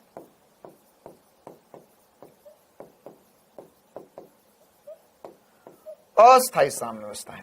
ठीक है, मतलब कि वह थोड़ा भी मामला गड़बड़ हुआ तो वो पूरा पूरा घूमेगा। ठीक है, अगर आपको याद हो तो स्थायी साम्यावस्था की कंडीशन में स्थितिज ऊर्जा जो थी वह न्यूनतम हुआ करती थी। स्थितिज ऊर्जा जो थी वह न्यूनतम हुआ करती थी। क्या याद है इस कंडीशन में कि सर इसमें स्थितिज ऊर्जा जो थी वह न्यूनतम होती थी और इस कंडीशन में स्थितिज ऊर्जा अधिकतम होती थी। वही बात यहां पर भी है, वही बात यहां पर भी है। क्या कि सर देखो यहां तो ये रहना चाह रहा है, यहां तो ये रहना चाह रहा है, इसको अगर मुझे घुमाना है सर मैं घुमाऊंगा तो कार्य करूंगा जब पूरा 180 डिग्री घुमा दूंगा तब मेरा अधिकतम कार्य हो जाएगा। और अधिकतम कार्य हो जाएगा मतलब क्या हो जाएगा, वह मेरा अधिकतम कार्य जो है वह उसकी ऊर्जा के रूप में संचित हो जाएगा। क्लियर है मामला? तो ऊर्जा के रूप में संचित हो जाएगा, तो स्थितिज ऊर्जा के रूप में संचित हो जाएगा, तो वह उसमें मैक्सिमम स्थितिज ऊर्जा आएगी। तो सर स्थितिज ऊर्जा कैसे निकालते हैं, है ना? अब एक्चुअल में इसका स्थितिज ऊर्जा निकालने का तरीका है, इसको डिफरेंशिएट वगैरह करो, लेकिन मैं आपको सीधे सीधे फॉर्मूला बताना चाहूंगा अभी तो, क्योंकि हमने ये अभी टॉर्क वाला सिस्टम नहीं पढ़ा है। तो यह स्थितिज ऊर्जा जो हो जाएगी यह लिखी जाती है -P.E से, यह लिखी जाती है -Pe cos थीटा से। किससे लिखी जाती है? -Pe cos थीटा से स्थितिज ऊर्जा दी जाती है। जैसे एग्जाम्पल के लिए मान के चलो मैंने थीटा की वैल्यू 0 डिग्री रखी, जैसे यहां पर था, यहां पर ये थीटा 0 डिग्री है और यहां पे थीटा 180 डिग्री है। तो जब थीटा की वैल्यू मैंने 0 डिग्री रखी तो स्थितिज ऊर्जा क्या आएगी? स्थितिज ऊर्जा क्या आएगी? तो सर थीटा की वैल्यू 0 रखी तो -Pe cos थीटा, थीटा की वैल्यू 0 रखने पर हो जाएगा -Pe cos 0 1 होता है, या मैं से लिख सकता हूं -Pe स्थितिज ऊर्जा होगी, यह u होगा और यह u मिनिमम होगा। इसी प्रकार से इस कंडीशन में स्थितिज ऊर्जा क्या आएगी? सर ये होगी -Pe cos 180 degree, cos 180 degree, तो ये हो जाएगा -Pe cos 180 मतलब -1 प्लस हो जाएगा और ये Pe हो जाएगा जो कि अधिकतम मान है, वो नेगेटिव है, यह पॉजिटिव है। तो स्थितिज ऊर्जा Pe होगी, वहां पे स्थितिज ऊर्जा -Pe होगी। क्लियर है मामला, है ना? ये कुछ ऐसी अवस्थाएं दो जैसे आप जब सो रहे हो तो आप 0 डिग्री पर हो विद्युत क्षेत्र के साथ, और आप जब पढ़ रहे हो तो आप 180 डिग्री पर हो विद्युत क्षेत्र के साथ। आपको कोई कितना भी उठा के पटक दे, आप घूम कर वापस से बिस्तर पर चले जाते हो, आप घूम कर बिस्तर पर चले जाते हो बार बार। आप पढ़ते पढ़ते भी टेबल कुर्सी पर बैठे हो तो थोड़ी देर में आपको लगता है कि थोड़ी सी कमर सीधी कर लेता हूं, कमर दुख रही है मेरी, मैं थोड़ा सा लेट कर पढ़ लेता हूं। फिर आप एक तकिया पीछे लगाओगे अपने और ऐसे लेट जाओगे, 2 पांव ऊपर कर लोगे और सामने मोबाइल रख लोगे। फिर फिसलते एकदम आप बिस्तर पे आ जाओगे, मोबाइल यहां आ जाएगा।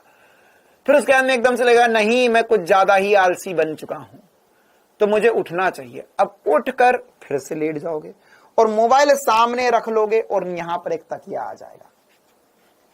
फिर क्या होगा? धीरे धीरे सर एक काम करते हैं, मोबाइल एक किताब, सर गर्दन जो ना एसी में दुखने लग गई है, ऐसे ऐसे, तो गर्दन ऐसे कर लोगे और सामने मोबाइल रख लोगे, फिर पता ही नहीं चलेगा कब ये मोबाइल नीचे गिर गया और आंख बंद हो गई।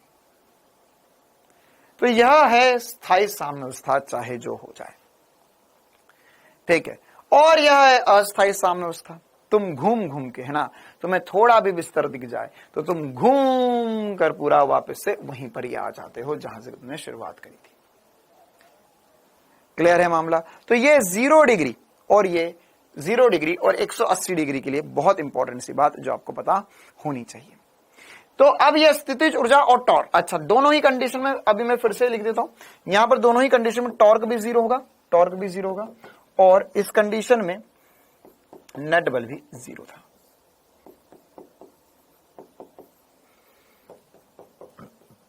ठीक है, अब इसमें एक और कंडीशन बची है, एक काम करते हैं इसको थोड़ा सा चिपका देता हूं इससे। एक और कंडीशन बची जिसके ऊपर हमने चर्चा नहीं करी अभी। कौन सी कंडीशन सर? ऐसा भी हो सकता है ना सर, कहीं ना कहीं पे स्थितिज ऊर्जा भी तो 0 होगी, या सर अगर मैंने इसको एकदम खड़ा सीधा रख दिया तो क्या होगा उस कंडीशन में? तो क्या होगा इस कंडीशन? यहां पे से नंबरिंग हटा देता हूं मैं, क्योंकि इसका 0 और 180 डिग्री को मैंने वापस से यहां पर डिस्कस कर ही लिया है। अब अगर मैं यहां पर थीटा की वैल्यू 90 डिग्री रख दूंगा तो क्या होगा उस कंडीशन में? तो यहां पर स्थितिज ऊर्जा और टॉर्क और बल और सब कुछ हमें देखना होगा। तो ये क्या है सर? ये तो सर खतरनाक ही स्थिति है। क्यों सर? इस कंडीशन में द्विध्रुव ऐसा रखा हुआ है, ठीक है सर। तो इसमें बल कहां लगेगा सर? ये पॉजिटिव आवेश यहां होता है, नेगेटिव आवेश होता है, तो एक बल इधर लग रहा है, एक बल इधर लग रहा है। तो यहां पर फॉर्मूले से भी काम कर सकते हो आप या डायरेक्ट भी काम सकते हो। इस कंडीशन में नेट फोर्स तो मैं फिर से क्या बोल सकता हूं? 0। नेट टॉर्क क्या होगा सर? टॉर्क होता है पीई साइन थीटा। टॉर्क क्या होता है? PE sine theta. देखो ये याद होना चाहिए, PE sine theta, PE cos theta, torque और स्थितिज ऊर्जा। तो ये होगा पीई साइन थीटा या 90 डिग्री। तो साइन 90 तो सर 1 होता है, तो इस कंडीशन में ये पीई बचेगा, टॉर्क 0 नहीं होगा, टॉर्क 0 नहीं होगा, ठीक है। जैसे अगर मैंने यहां पर इसे सीधा रख दिया तो क्या होगा सर? एक बल इधर लग रहा है, एक बल इधर लग रहा है, तो इस कंडीशन में ये इसे घुमाएगा, इस कंडीशन में ये इसे घुमाएगा। तो यह टॉर्क की अधिकतम वैल्यू होगी, क्योंकि हमें पता है सर साइन 90 पे अधिकतम मान होता है। तो यहां पर क्या होगा? यहां पर टॉर्क मैक्सिमम हो जाएगा, टॉर्क मैक्सिमम हो जाएगा और पीई के बराबर आएगा। ये 90 डिग्री पर भी यही बात है और 270 डिग्री पर भी यही बात है। उल्टा घुमा कर रख दो, पूरा ऐसा उल्टा घुमा कर रख दो, ठीक है। वैसे हम 270 डिग्री लिखेंगे नहीं, क्योंकि दो सदिशों के बीच में कोण 180 से ज्यादा नहीं हो सकता, है ना। हम उल्टा कोण माप लेंगे फिर उस कंडीशन में। अरे क्या बोला है मैंने? दो सदिशों के मध्य कोण सर कौन सी भाषा थी ये? दो सदिशों के मध्य कोण 180 से ज्यादा नहीं हो सकता सर। ये क्या था? 180 डिग्री से ज्यादा नहीं हो सकता।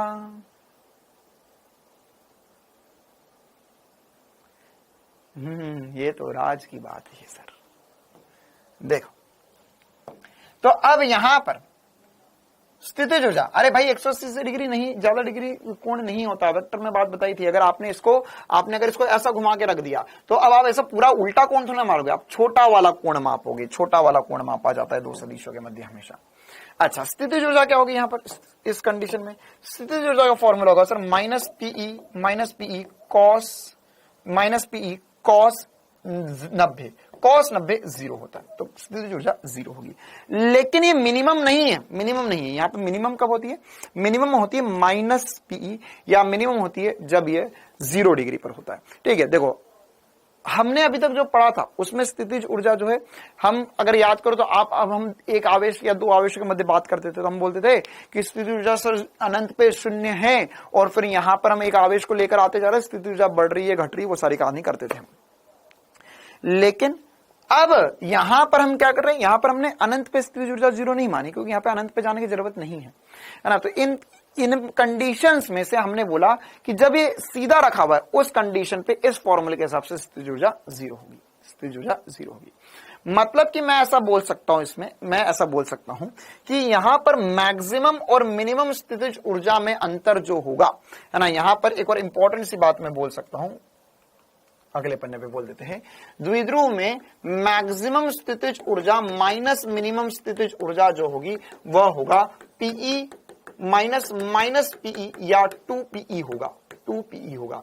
ये एक और इंपॉर्टेंट सी बात है जो हमें पता होना चाहिए, क्या कि सर स्थितिज ऊर्जा अधिकतम माइनस न्यूनतम जो होता है वो 2 होता है, या अंतर जो होता है वो 2 होता है ना।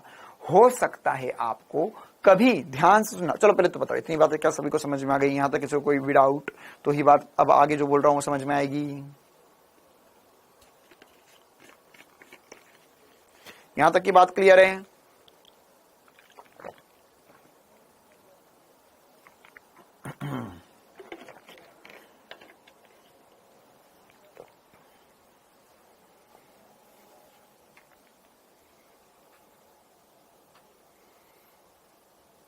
अच्छा देखो, तो अब क्वेश्चन में कभी ऐसा हो सकता है कि आपको बोल दे यार कि इस यहां पर हमने माइनस पी माना, उसने बोला कि यहां पर स्थितिज ऊर्जा 0 है, तो अगर यहां 0 मान रहा हूं, ध्यान से सुनना मेरी इस बात को, ध्यान से सुनना मेरी इस बात को, कि अगर स्थितिज ऊर्जा यहां 0 मान ली तो यहां 2 पीई हो जाएगी और यहां पर पीई हो जाएगी।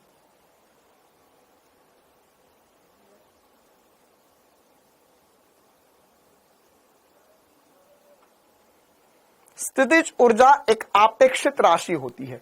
स्थितिज ऊर्जा में एब्सोल्यूट टर्म्स में नहीं होता, हमेशा हम अंतर लिखते हैं। तो मैंने यहां पर 0 मानी है अभी के लिए, तो यहां पर माइनस पीई हुई, यहां पे प्लस पीई हुई। अगर मान के चलो कल को भगवान ना करे ऐसा तुम्हारे साथ हो जाए कि क्वेश्चन वाले ने बोला कि यार यहां स्थितिज ऊर्जा 0 मानते हुए आज हम सॉल्व करेंगे, ऑब्वियस सी बात है फॉर्मूला वगैरह अलग अलग बनेगा, सारी कहानी अलग अलग होगी। लेकिन अगर ऐसा बोल दिया तो उस कंडीशन में फाइनल रिजल्ट आना चाहिए, ये 0 हो जाएगी, तो यहां पर ये पीई हो जाएगी और यहां पर 2 हो जाएगी। कितनों को ये बात चमकी, कितनों को ये बात चमकी कि सर जहां नेगेटिव तो अगर मैं उसको 0 बोल दूंगा, -1 को अगर मैं 0 मान लेता हूं तो सर मेरा 0 1 हो जाएगा और 1 2 हो जाएगा। खतरनाक लॉजिक, खतरनाक लॉजिक। हाँ भाई, कितनों को ये बात चमकी, कितनों को ये बात चमकी कि सर ऐसा भी तो होगा। अरे बोल प्यारे बोल, कुछ घुसा जंग लगे दिमाग में।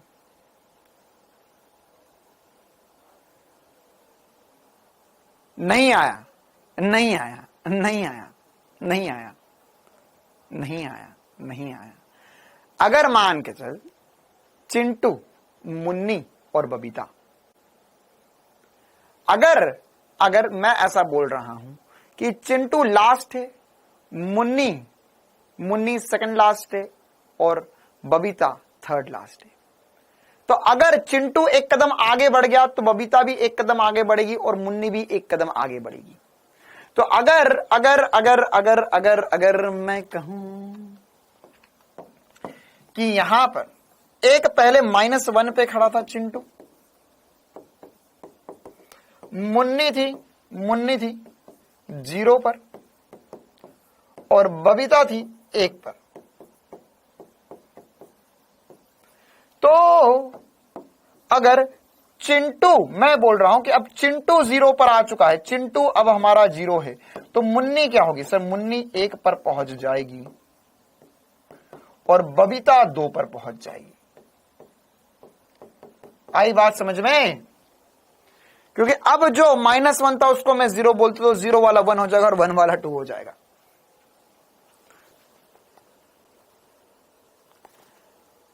अभी भी नहीं आया?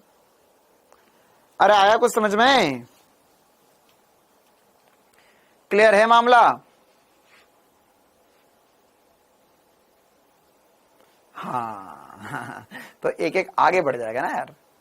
फिर भी देख, अब यहां पर भी देखेगा तो चिंटू और बबीता में कितना अंतर? सर चिंटू बबीता में मिनिमम और मैक्सिमम में अंतर 2 का है, यहां पे भी मिनिमम और मैक्सिमम अंतर कितना? 2 का था, है ना। और ये मुन्नी और बबीता में 1 का अंतर, यहां भी 1 का अंतर, सब सारी चीजें सेम है, बस एक एक कदम आगे बढ़ गए। तो जो 0 था, जो हमने -1 आ रहा था उसको 0 मान लिया। नंबर का चक्कर है, ठीक है। चलो, तो ये एक और इंपॉर्टेंट सी कहानी थी। विद्युत द्विध्रुव बाह्य विद्युत क्षेत्र में रखा रहेगा, एक समान विद्युत क्षेत्र में रखा रहेगा, तो क्या होगा? सवाल जो मैंने फॉर्मूले के, यही फॉर्मूले, यही सवाल होंगे, यही कोण पर जो एग्जैक्ट बातें मैंने यहां पे लिखी, एग्जैक्टली ऐसा कैसा आएगा पेपर में, सारी बातें सेम होंगी, ठीक है। चलिए आगे बढ़ते हैं अब हम। अगर मान के चलो, अब इसमें एक छोटी सी बात करनी है कि यही सब कुछ अगर बाह्य असमान क्षेत्र होता तो क्या होता? बाह्य असमान विद्युत क्षेत्र ई है, तो अगर बाह्य असमान विद्युत क्षेत्र में यह सब कुछ रखा गया है तो उस कंडीशन में क्या टॉर्क लगेगा या क्या बल लगेगा, क्या क्या कहानी होगी? देखो, जैसे मान के चलो मेरे पास यहां पे एक पॉजिटिव, बहुत बड़ा एक पॉजिटिव आवेश था, जिसके कारण यहां पर विद्युत क्षेत्र है, जिसके कारण यहां पर कोई विद्युत क्षेत्र है।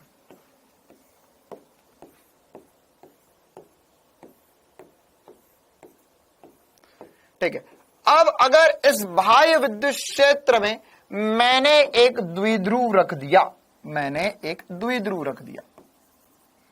ये ऐसा द्विध्रुव रखा हुआ है जिसका एक यह नेगेटिव आवेश है, यह पॉजिटिव आवेश है, और यह भी एक बाह्य विद्युत क्षेत्र, मतलब एक बाह्य विद्युत क्षेत्र। देख, अभी इसके पहले एक समान विद्युत क्षेत्र तो मुझे बताने की जरूरत नहीं थी वो कैसे बन रहा है, लेकिन अब यहां पे मैंने बता दिया कि असमान विद्युत क्षेत्र है।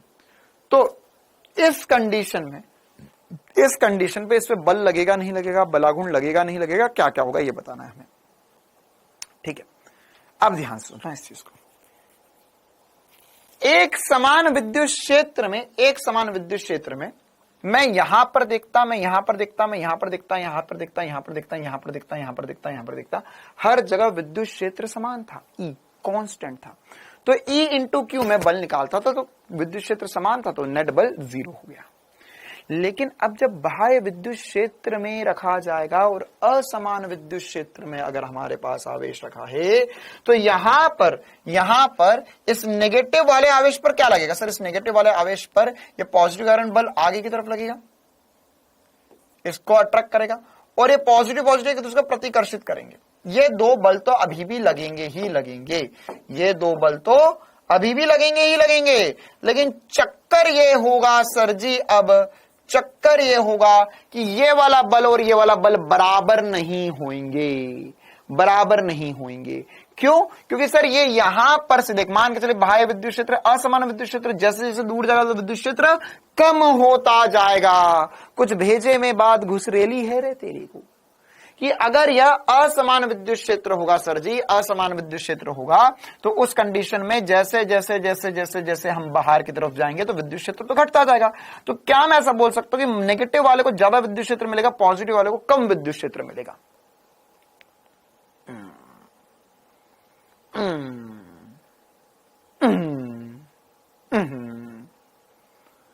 जब हमारे पास एक समान विद्युत क्षेत्र तो हर एक जगह पर विद्युत क्षेत्र समान था, तो सब पे विद्युत क्षेत्र समान मिल रहा, बल बराबर हो गया था। लेकिन इस कंडीशन में ऐसा नहीं होएगा, इस कंडीशन में ऐसा नहीं होगा। इस कंडीशन में यहां पर नेट बल शून्य नहीं होगा। थ्योरेटिकल सवाल आ चुका है, नीट का PYQ है यह, कि असमान विद्युत क्षेत्र में जब हमने एक विद्युत द्विध्रुव को रखेंगे तो क्या होगा? नेट बल नॉट इक्वल्स टू 0 होगा और नेट टॉर्क भी नॉट इक्वल्स टू 0 होगा। क्लियर है? क्यों? क्योंकि सर अब यहां पर यह पीछे वाले पे ज्यादा बल लग रहा है, आगे वाले पे कम बल लग रहा है, तो ये इसकी तरफ खींचा चला आएगा। और अगर मैंने यहां पर है ना तबाही मचाना चाहिए, कैसे? मैंने ऐसा रख दिया विद्युत द्विध्रुव, तो अब क्या होगा सर? टेढ़ा रख दिया आपने, हाँ टेढ़ा है रख दिया, तो यहां पर अब इन दोनों ही कंडीशन में क्या मैं ऐसा बोल सकता हूं कि सर इस पे एक बल इधर लगेगा, ये पॉजिटिव वाले पे दूर बल लगता है, नेगेटिव वाले पे इधर की तरफ बल लगता है, दोनों पे बल भी अलग अलग होंगे, ये घूमेगा भी और चलेगा भी, तो ये सब घूमता हुआ इसकी तरफ चले जाएगा, तो नेट टॉर्क भी होगा, नेट बल भी होगा। अब इस कंडीशन में सब कुछ होगा, ना तो नेट टॉर्क 0 होगा, ना तो नेट बल 0 होगा। ठीक है, नेट टॉर्क 0 हो सकता है अगर ये विद्युत बल रेखा पर ही रख दिया जाए तो नेट टॉर्क 0 हो सकता है। ठीक है, क्या बोल रहा हूं यहां पर कि एक इंपॉर्टेंट सी लाइन स्टार मार्क करके लिखेंगे, स्टार लाइन, कि यदि विद्युत द्विध्रुव बल रेखा पर रखा जाए, बल रेखा के अनुदिश रखा हो,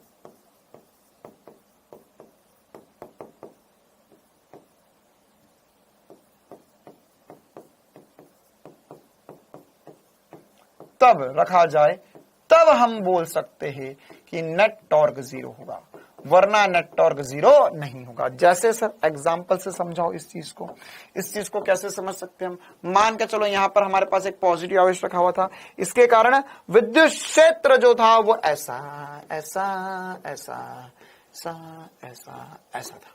ठीक है, अब अगर मैंने यहां पर विद्युत द्विध्रुव जो है वो विद्युत बल रेखा के अनुदिश ही रख दिया, मतलब कि विद्युत बल रेखा पर ही रख दिया, तो अब क्या हुआ? अब ये यहां पर ऐसा लेटा हुआ है, एक बल सर यहां लग रहा है, एक बल यहां लग रहा है, ये इसे इधर खींचना चाह रहा है, इधर वाला बल इसे इधर खींचना चाह रहा है, तो ये घूमेगा थोड़ी ना। फिर से वही वाली बात होगी सर, ऐसे मिलकर खींचोगे तो ये घूमने वाला नहीं है।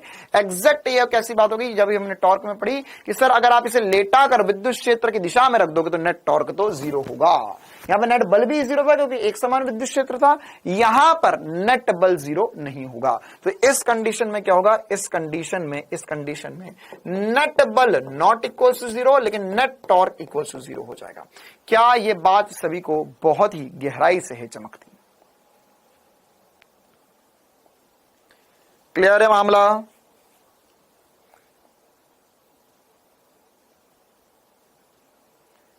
क्या ये बात सभी को है चमकती? क्या इतनी बात सभी को है आती समझ में? चलिए, तो ये विद्युत द्विध्रुव को लेकर हमने बाह्य विद्युत क्षेत्र में रखने पर क्या क्या होता है, एक बहुत इंपॉर्टेंट सी बात कर ली। अब इसमें एक लास्ट बात बचती है कि अगर मेरे पास खुद का विद्युत द्विध्रुव है तो सर एक खुद का भी तो पॉजिटिव आवेश और एक खुद का भी तो नेगेटिव आवेश है, ठीक है। एक खुद का भी तो नेट पॉजिटिव आवेश है, खुद का भी नेट नेगेटिव आवेश है, तो उसके कारण भी तो विद्युत क्षेत्र होगा, उसके कारण भी तो विद्युत विभव होगा। तो उसके फॉर्मूले क्या क्या होते हैं, उसको डिराइव कैसे कर सकते हैं ना। इसका जो डेरिवेशन है ये स्कूल वगैरह में पूछा जाता है, तो इसका डेरिवेशन थोड़ा सा इंपॉर्टेंट है। अभी के लिए मैं आपको फॉर्मूले बता दूंगा, इसको डिराइव करना कोई रॉकेट साइंस वाली बात नहीं है, आपको नेट इक्वेशन लिखते आनी चाहिए, दैट्स इट, डिराइव हो जाएगा। आप लोग बोलोगे तो एक्स्ट्रा क्लास लेकर मैं अलग से उसका डेरिवेशन बता दूंगा, ठीक है। लेकिन अभी हमारे लिए फॉर्मूले ज्यादा इंपॉर्टेंट है नीट के पॉइंट ऑफ व्यू से, और कैसे बनते हैं वो भी मैं आपको बता दूंगा, ठीक है। तो यहां तक अगर सभी को क्लियर हो तो एक बार जल्दी से थम्स अप कर देंगे। सर मेरी क्लास 7 मिनट के बाद अब चली, कोई बात नहीं बेटा, अब मैं अगला टॉपिक पढ़ा रहा हूं वो पढ़ लेना।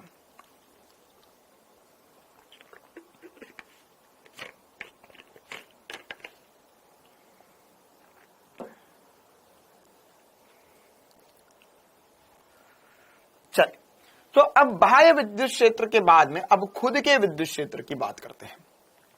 तो विद्युत द्विध्रुव के कारण विद्युत क्षेत्र, अब वो टॉपिक खत्म हो चुका है, उसकी पूरी कहानी खत्म हो चुकी।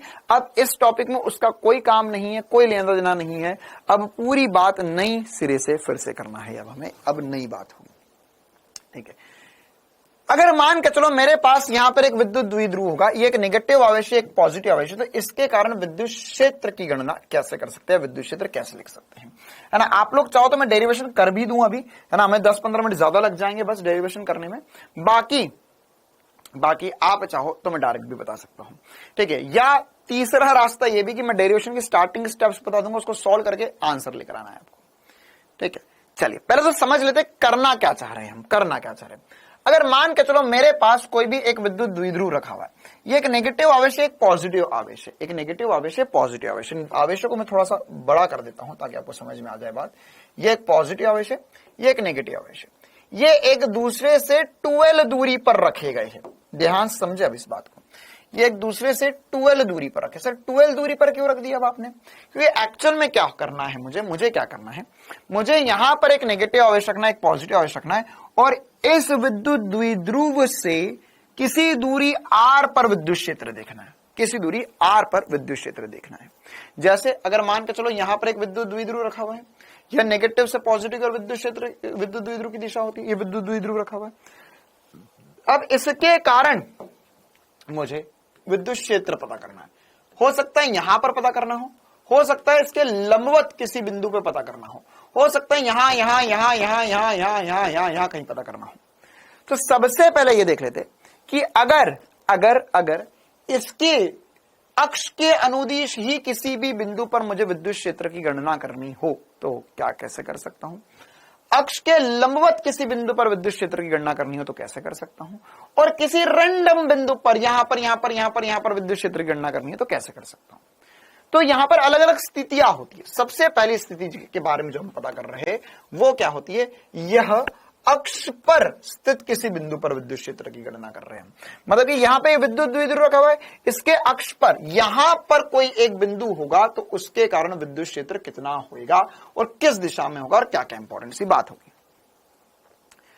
अब क्या होता है कि यहां पर विद्युत क्षेत्र निकालने के लिए या दूरी कहां से मापे, जैसे अगर मान के चलो कि मेरे को यहां पे विद्युत क्षेत्र लिखना, अभी एकदम आसान सी बात है यार कि अगर एक पॉजिटिव आवेश के कारण विद्युत क्षेत्र लिख सकते हो, हाँ सर लिख सकते हैं, एक नेगेटिव आवेश के कारण विद्युत क्षेत्र लिख सकते हो, लिख सकते हैं। तो यहां पर हम क्या करते हैं, ये दूरी जो है वो विद्युत द्विध्रुव के केंद्र से मापी जाती है, केंद्र से बिंदु P की दूरी मापी गई, बिंदु P पर विद्युत क्षेत्र की तीव्रता लिखनी है। तो यहां अच्छा बिंदु P की जगह मैं बिंदु X कर देता हूं ना, क्योंकि द्विध्रुव आघूर्ण भी P लिखा था हमने। तो ये बिंदु X पर हमें विद्युत क्षेत्र की गणना करनी है। तो क्या होता है, यहां से दूरी माप रहे, तो इसमें अगर मैं ये दूरी L मान लूंगा तो ये दूरी L बटा 2 हो जाएगी, ये दूरी L बटा 2 हो जाएगी, जिससे कैलकुलेशन फंस जाता है। बटा दो का कैलकुलेशन लंबा हो जाता है। तो इसको आसान बनाने के लिए हमने क्या चालाकी करी, हमने बोला यार एक काम करो, इनके बीच में दूरी 2L मान लो, 2L दूरी मान लो। तो 2L दूरी हो जाएगी, तो इसके केंद्र से जहां पर विद्युत क्षेत्र लिखना है मुझे, वह बिंदु पर विद्युत क्षेत्र से वह बिंदु तक दूरी जो हो जाएगी, वह मैं इसमें L कम और L ज्यादा करके आसानी से कर सकता हूं। ठीक है, तो पहले सबसे पहली बात फिर से मैं बताऊंगा, जो भी मैंने बोला उससे पहले ये समझ लेते कि P क्या लिखा जाएगा यहां पर। क्या मैं अब यहां पर P की वैल्यू Q इंटू 2L लिख सकता हूं मेरे प्यारे बच्चे? सर P बराबर होगा Q इंटू 2L हो जाएगा, क्योंकि अब दूरी इनके बीच में 2L होगी। अब इस बिंदु पर विद्युत क्षेत्र कैसे निकालेंगे हम, विद्युत क्षेत्र कैसे निकालेंगे? तो क्या होता है, डेरिवेशन कैसे करते हैं? अगर मुझे इस बिंदु पर विद्युत क्षेत्र निकालना है तो देखो यार, इस पॉजिटिव के कारण विद्युत क्षेत्र कहां होगा सर? इधर की तरफ होगा। पॉजिटिव कारण विद्युत क्षेत्र दूर की तरफ होता है, तो इसे मैंने E1 बोल दिया है ना। ये क्या, पॉजिटिव आवेश के कारण है।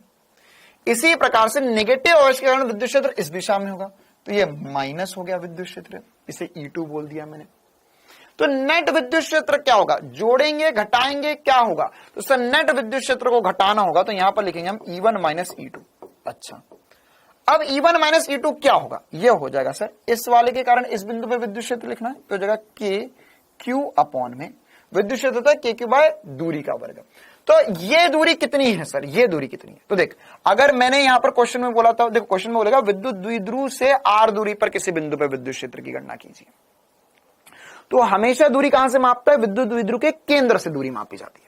तो इसलिए अब देख कितना आसान हुआ हमारे लिए। हम क्या, ये वाली जो दूरी लिखना, हमें ये वाली दूरी लिखना है अब हमें, तो ये दूरी कितनी हो जाएगी सर? ये हो जाएगी R माइनस L का स्क्वायर, R माइनस L का स्क्वायर। ये दूरी है R, ये दूरी है L, इसको माइनस कर दिया, R माइनस L का स्क्वायर माइनस इसके कारण उस बिंदु पर विद्युत क्षेत्र। देखिए आसान है, जैसे हमने दो आवेशों के कारण विद्युत क्षेत्र लिखना सीखा था, वही वाली कहानी यहां पर चलती है। तो ये हो जाएगा KQ अपॉन में R प्लस L का स्क्वायर, R प्लस L का स्क्वायर। ये हो जाएगा, ये दूरी कितनी हो जाएगी? यह है दूरी R, यह है L, तो टोटल होगी R प्लस L का स्क्वायर। यहां पे इसको सॉल्व करना पड़ेगा, एलसीएम लेना पड़ेगा, पूरा सॉल्व करोगे ये आंसर आएगा, है ना। क्या आएगा? KQ इंटू 4RL अपॉन में R square minus L square का होल स्क्वायर। यह विद्युत क्षेत्र जो होता है, यह विद्युत क्षेत्र जो होगा, यह इस बिंदु पर, यह X बिंदु पर इस विद्युत द्विध्रुव के कारण होगा, परिमाणी विद्युत क्षेत्र। ठीक है, इसे हम इंग्लिश में अक्ष पर या एक्सियल पोजीशन भी कहते हैं, एक्सियल पोजीशन कहते हैं। ठीक है, अच्छा, क्या आप में से कोई यह बता सकता है मुझे कि इनमें से E1 बड़ा होगा या E2 बड़ा होगा? इन दोनों में से कौन सा विद्युत क्षेत्र बड़ा होगा? E1 बड़ा होगा या E2 बड़ा होगा? E1 बड़ा होगा या E2 बड़ा होगा? मैं इसलिए पूछ रहा हूं कि E1 बड़ा होगा या E2 बड़ा होगा, उससे मुझे पता चलेगा कि परिमाणी विद्युत क्षेत्र इस दिशा में जाएगा या इस दिशा में जाएगा। क्या बड़ा होगा, E1 बड़ा होगा या E2 बड़ा होगा? बिल्कुल सही बात, E1 बड़ा होगा सर। क्यों E1 बड़ा होगा? क्योंकि यहां पर सर ये वाले पॉजिटिव आवेश से दूरी कम है। तो मैं क्या बोल सकता हूं कि यहां पे नेट विद्युत क्षेत्र जो होएगा, नेट विद्युत क्षेत्र जो होएगा सर जी, वह इस दिशा में रहने वाला है। ई नेट जो होगा वह इस दिशा में रहने वाला है। या मैं आसानी से बोल सकता हूं सर, ये विद्युत द्विध्रुव की दिशा में परिमाणी विद्युत क्षेत्र होगा। तो इस पूरे अक्ष पर किसी भी बिंदु पर अगर मैं विद्युत क्षेत्र देखूंगा तो वह विद्युत क्षेत्र की दिशा में होगा। और कितना होगा सर? वह होगा KQ इंटू 4RL अपॉन में R square minus L square का होल स्क्वायर। अच्छा, अब इसमें हम थोड़ा सा और आसान बना देते इसको। कैसे? P विद्युत द्विध्रुव आघूर्ण जो है वो 2QL के बराबर है। तो मैं यहां पर E नेट जो होगा उसे लिख सकता हूं, ये लिखूंगा मैं। देखिए 2 4 था, तो 4 में से 1 2 को हटा रहा हूं मैं, तो हो जाएगा 2KR इंटू 2QL बटे में वही का वही R square minus L square का होल स्क्वायर। तो क्या मैंने सेम ही लिखा हुआ है? हाँ सर, क्यू है, क्यू है, आर है, आर है, ठीक है। 4 को मैंने 2 इंटू 2 लिख दिया, और एक एल है, एक स्मॉल क्यू भी है, ठीक है।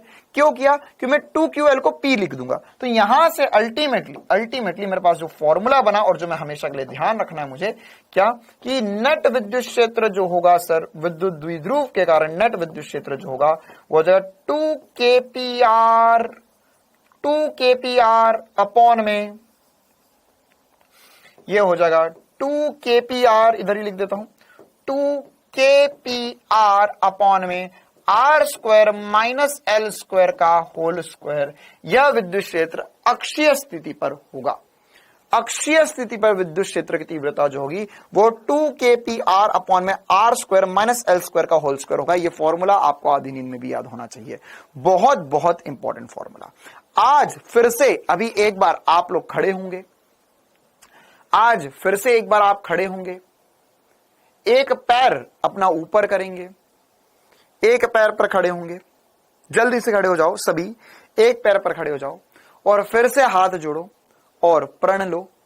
मैं डॉक्टर शुभम पालीवाल, जैसे हमने कल लिया था, एग्जैक्ट वैसा का वैसा, कल का सूर्य उदय होने से पूर्व, कल का सूर्य उदय होने से पूर्व, दोहराएंगे मेरे साथ, कल का सूर्य उदय होने से पूर्व विद्युत द्विध्रुव से जुड़े सभी सूत्र एक टेबल के रूप में एक अलग से पन्ने पर या शॉर्ट नोट्स कॉपी में लिखूंगा या लिखूंगी, है ना। कैसे लिखना है? जैसे मैंने सब कुछ बताया एग्जैक्टली वैसे विद्युत द्विध्रुव हेडिंग डालनी है, विद्युत द्विध्रुव आघूर्ण क्या होता है वो डालना है, फिर उसके बाद में विद्युत द्विध्रुव बाह्य विद्युत क्षेत्र में रखने पर क्या होता है, तो 0 डिग्री पर क्या होता है, 180 डिग्री पर क्या होता है, यही आपका टेबल में लिखाएगा। इसके बाद में अब आप अक्षीय स्थिति लिखेंगे, उसमें ये वाला मेन फॉर्मूला लिखाएगा, ठीक है, और उसका अप्रोक्सीमेशन वाला फॉर्मूला जो अभी मैं लिखकर आपको दूंगा, ठीक है। अब ये यहां तक की कहानी अगर आपको चमकती है तो अब आपकी जिंदगी और आसान होने वाली है आगे। सर कैसे जिंदगी आसान होने वाली है? देखो क्या होता है, ये वाला फॉर्मूला नीट में आज तक पूछा नहीं गया है और इस फॉर्मूले पे क्वेश्चन बहुत कम आते। चिंता ना करो, होमवर्क में 1-2 क्वेश्चन में इस फॉर्मूले पे जरूर डाल दूंगा ताकि आपकी प्रैक्टिस हो जाए। लेकिन जो 99% जगहों पे फॉर्मूला काम आता है, 99% जगहों पे फॉर्मूला काम आता है, उस फॉर्मूले में आपको बोला जाता है कि यदि L जो है वो बहुत छोटा हो जाए R से, मतलब कि क्या हो जाए कि यहां पर द्विध्रुव जो है ये पॉजिटिव नेगेटिव आवेश बहुत पास रखे और इससे बहुत दूर पर मैं विद्युत क्षेत्र की तीव्रता देख रहा हूं।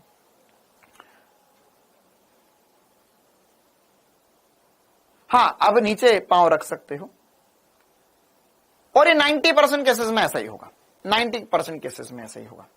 क्या कि विद्युत द्विध्रुव के अक्ष के अनुदिश, क्योंकि हमने देखा सर पॉजिटिव नेगेटिव आवेश बहुत पास पास है तभी विद्युत द्विध्रुव बना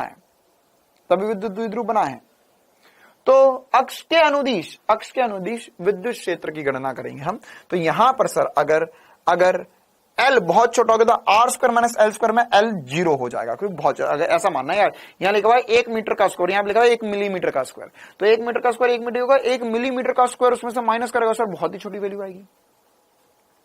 तो ये वाला जो फॉर्मूला होगा इनेट जो बनेगा बेटा, वो बनेगा 2kpr अपॉन में, ये तो सर हो गया R स्क्वायर माइनस 0 का स्क्वायर, यह मैं लिख सकता हूं 2kpr अपॉन में R की घात 4, ये कटेगा, R की घात 3 बचेगा, और अल्टीमेटली जो रामबाण फॉर्मूला हमें पता होना चाहिए, विद्युत क्षेत्र किसी भी विद्युत द्विध्रुव के कारण अक्षीय स्थिति पर 2kp/r³।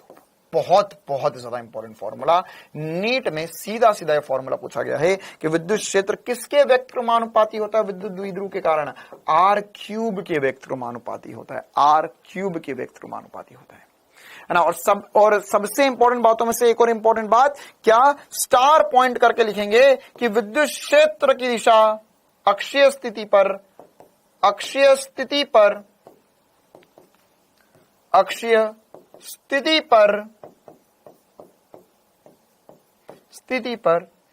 E की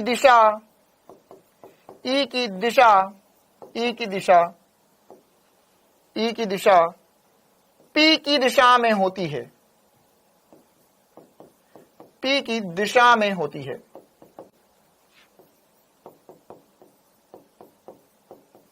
मतलब क्या हुआ इसका कि विद्युत क्षेत्र की दिशा जो होगी, विद्युत क्षेत्र की दिशा P मतलब विद्युत द्विध्रुव आघूर्ण की दिशा में ही होगी। नीट 2022 का सीधा सीधा सवाल है ये नीट 2022 का सीधा सीधा सवाल क्वेश्चन में पूछा गया था कि भैया बताओ क्या होगा निम्न में से सही। क्लियर है मामला, एकदम आसान सी बात, 2 kp by R cube, 2 kp by R cube. और इंपॉर्टेंट सी बात क्या है कि यह अक्षीय स्थिति पर विद्युत क्षेत्र की दिशा में ही, विद्युत द्विध्रुव की दिशा में ही विद्युत क्षेत्र होता है।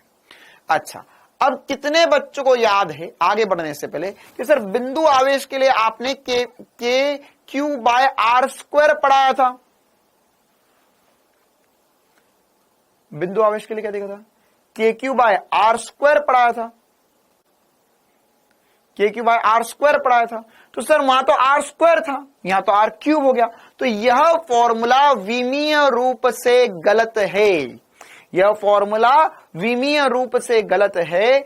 और लेकिन यह फॉर्मूला बनाया तो है हमने, तो यह फॉर्मूला क्या हो गया है? विमीय रूप से गलत हो गया। ऐसा सोचने वाले तेरा मुंह काला, बुरी नजर वाले तेरा मुंह काला। क्यों? क्योंकि बेटा यह फॉर्मूला कोई विमीय रूप से गलत नहीं है ना? क्यों? क्योंकि सर विमाय हमने पढ़ा था मात्रक और मापन में कि फिजिक्स के अनुसार अगर भौतिकीय रूप से कोई भी फॉर्मूला सही है तो विमीय रूप से कभी गलत नहीं हो सकता, विमीय रूप से कभी गलत नहीं हो सकता। ठीक है, यह विमीय रूप से सही है। के क्यू बाय आर स्क्वायर होना चाहिए था सर, नहीं गलत है। अरे नहीं सही है, सोच थोड़ा सा। क्यों? क्योंकि ऊपर P है, क्यू नहीं है P। और क्यू P में क्या होता है सर? P में होता है आवेश इंटू दूरी। यह है आवेश इंटू दूरी, तो एक दूरी से एक दूरी कटेगी और K Q by R square ही फॉर्मूला बनेगा। ठीक है, P के अंदर क्या है? आवेश इंटू दूरी और नीचे दूरी की घात 3 है, तो हमने सही बनाया है। यहां एक दूरी से दूरी बटेगी और विमीय रूप से वही होगा, विमीय रूप से वही होने वाला है। तो यह फॉर्मूला बिल्कुल बिल्कुल बिल्कुल सही है, इसमें कोई दिक्कत वाली बात नहीं है। आ गया समझ में? तो यहां पर यह ई जो होगा व्यक्त क्रमानुपाती होगा आर क्यूब के, ई नेट होगा केपी बाय आर क्यूब हो जाएगा। चलिए, अब एग्जैक्टली इसी प्रकार से हम बात कर सकते हैं एक्सियल पोजीशन के अलावा हम बात कर सकते हैं इसमें, जैसे यह हमने बातें करी अक्षीय स्थिति के लिए, तो ऐसी होती है निरक्षीय रेखा पर या निरक्षीय स्थिति पर विद्युत क्षेत्र क्या होता है। निरक्षीय स्थिति पर विद्युत क्षेत्र क्या होता है, तो कैसे गणना करेंगे सर इसकी गणना हम कैसे करेंगे, इसकी गणना हम कैसे करेंगे? ठीक है, क्या हो गया, थक गए क्या? इतने सारे बच्चे कमेंट करे जा रहे हैं, बस कीजिए सर बस कीजिए, भूख लग रही है, नींद आ रही है। 36 घंटे डॉक्टर बनने के बाद में जग कर ड्यूटी करना पड़ेगी। तुझे तो मजाक लग रहा है डॉक्टर बनना। लगातार 36 घंटे हॉस्पिटल में रहना पड़ सकता है कभी कभी, और लगातार 4 घंटे नहीं कर पा रहा है।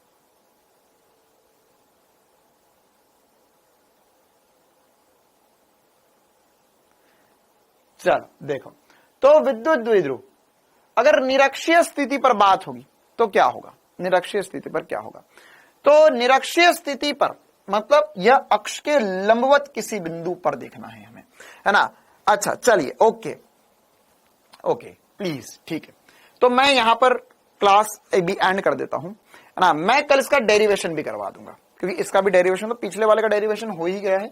पिछले वाले का एक बार आप लोग सॉल्व करके देखना है, इसको माइनस करके देखो, आंसर आ जाएगा आपका, है ना? निरक्षीय स्थिति पर फॉर्मूला क्या बनता है, जिनको पता करना है बता देता हूं। निरक्षीय स्थिति पर परिमाणी विद्युत क्षेत्र होता है जो होगा वह विद्युत द्विध्रुव की विपरीत दिशा में होगा, और ये होगा केपी बाय आर क्यूब। वहां होता है 2 kp बाय आर क्यूब, यहां पर बनेगा KP by R cube, net विद्युत क्षेत्र। ठीक है, और इसी प्रकार से हमें इनका हर एक बिंदु पर विभव भी पता करना होता है। तो विभव निरक्षीय स्थिति पर विभव, विभव में तो केवल दूरी होती है, तो सर दूरी होगी के माइनस के पी, ये हो जाएगा के क्यू बाय आर, के क्यू बाय आर, एक पॉजिटिव एक नेगेटिव, तो विभव जो हो जाएगा वह शून्य होगा निरक्षीय स्थिति पर। तो एक छोटा सा टेबल है, आपके पास ये सारे फॉर्मूले, अक्षीय स्थिति पर 2kp बाय आर क्यूब, विभव kp बाय आर स्क्वायर होता है, निरक्षीय स्थिति पर kp बाय आर क्यूब, विभव शून्य होता है। सामान्य बिंदु पर क्या होता है वो कल की क्लास में मैं आपको थोड़ा सा डिराइव कर दूंगा। क्लियर है मामला, है ना। और साथ ही साथ कल, है ना, ऐसा क्यों हो रहा है, आपको एकदम से सौभाग्य कैसे प्राप्ति हो गई, क्योंकि एक्चुअली 90% चांसेस है कि कल कामेश सर की क्लास नहीं होगी। ठीक है, कल कामेश सर छुट्टी पर रहेंगे, परसों भी कामेश सर छुट्टी पर रहेंगे, तो 2 दिन फिर मैं आपको सब कुछ कवर करवा दूंगा। ठीक है, तो कल की क्लास में, है ना, कल 90% चांसेस है कल हम 1-1.5 घंटा वाला चैप्टर पढ़ेंगे और 1 घंटा हम विद्युत धारा वाला चैप्टर पढ़ेंगे यार, थोड़ा सा, है ना, मतलब मैंने सोचा है कि कल वाला चैप्टर स्टार्ट करना है मुझे, तो कल की क्लास में 1-1.5 घंटा वाला चैप्टर और 1 घंटा वाला चैप्टर पढ़ा दूंगा, भले ही आधा घंटा पढ़ाऊंगा लेकिन वाला चैप्टर पढ़ाऊंगा जरूर मैं। तो कल एक बार हम क्लास स्टार्ट करेंगे, थोड़ी देर पढ़ेंगे, फिर क्लास एंड कर देंगे, फिर एक और क्लास शुरू करेंगे हम, ठीक है, फिर से मैं आपके सामने प्रकट होऊंगा। अगले टेस्ट में ये वाला चैप्टर पूरा आएगा और विद्युत धारा भी आप मान के चलिए, है ना, अभी हमारे विद्युत धारा में भी 4-5 क्लास है, वो भी आधे से ऊपर हो ही जाएगा, तो वो वाला चैप्टर भी जितना पढ़ा दूंगा वो पूरा आएगा।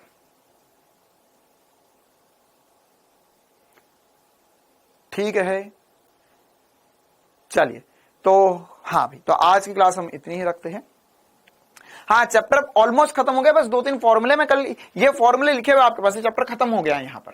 ठीक है, मैं इसका डेरिवेशन कल की क्लास में करवाना चाहता हूँ आपको, बस, है ना। कुछ बच्चे बोर्ड वाले भी है तो उनको दुखी ना करें हम, कल की क्लास में, एक क्लास में इसके डेरिवेशन करवा दूंगा आपको सारे। ठीक है, फिर उसके बाद में मैं विद्युत धारा शुरू करूंगा। हाँ, होमवर्क डिस्कशन भी कर लूंगा मैं कल, चिंता ना करिए। चलो भाई, तो जितना पढ़ा एक बार रिवाइज कर लेना, मिलते हैं हम कल की क्लास में। Thank you, tata, bye bye.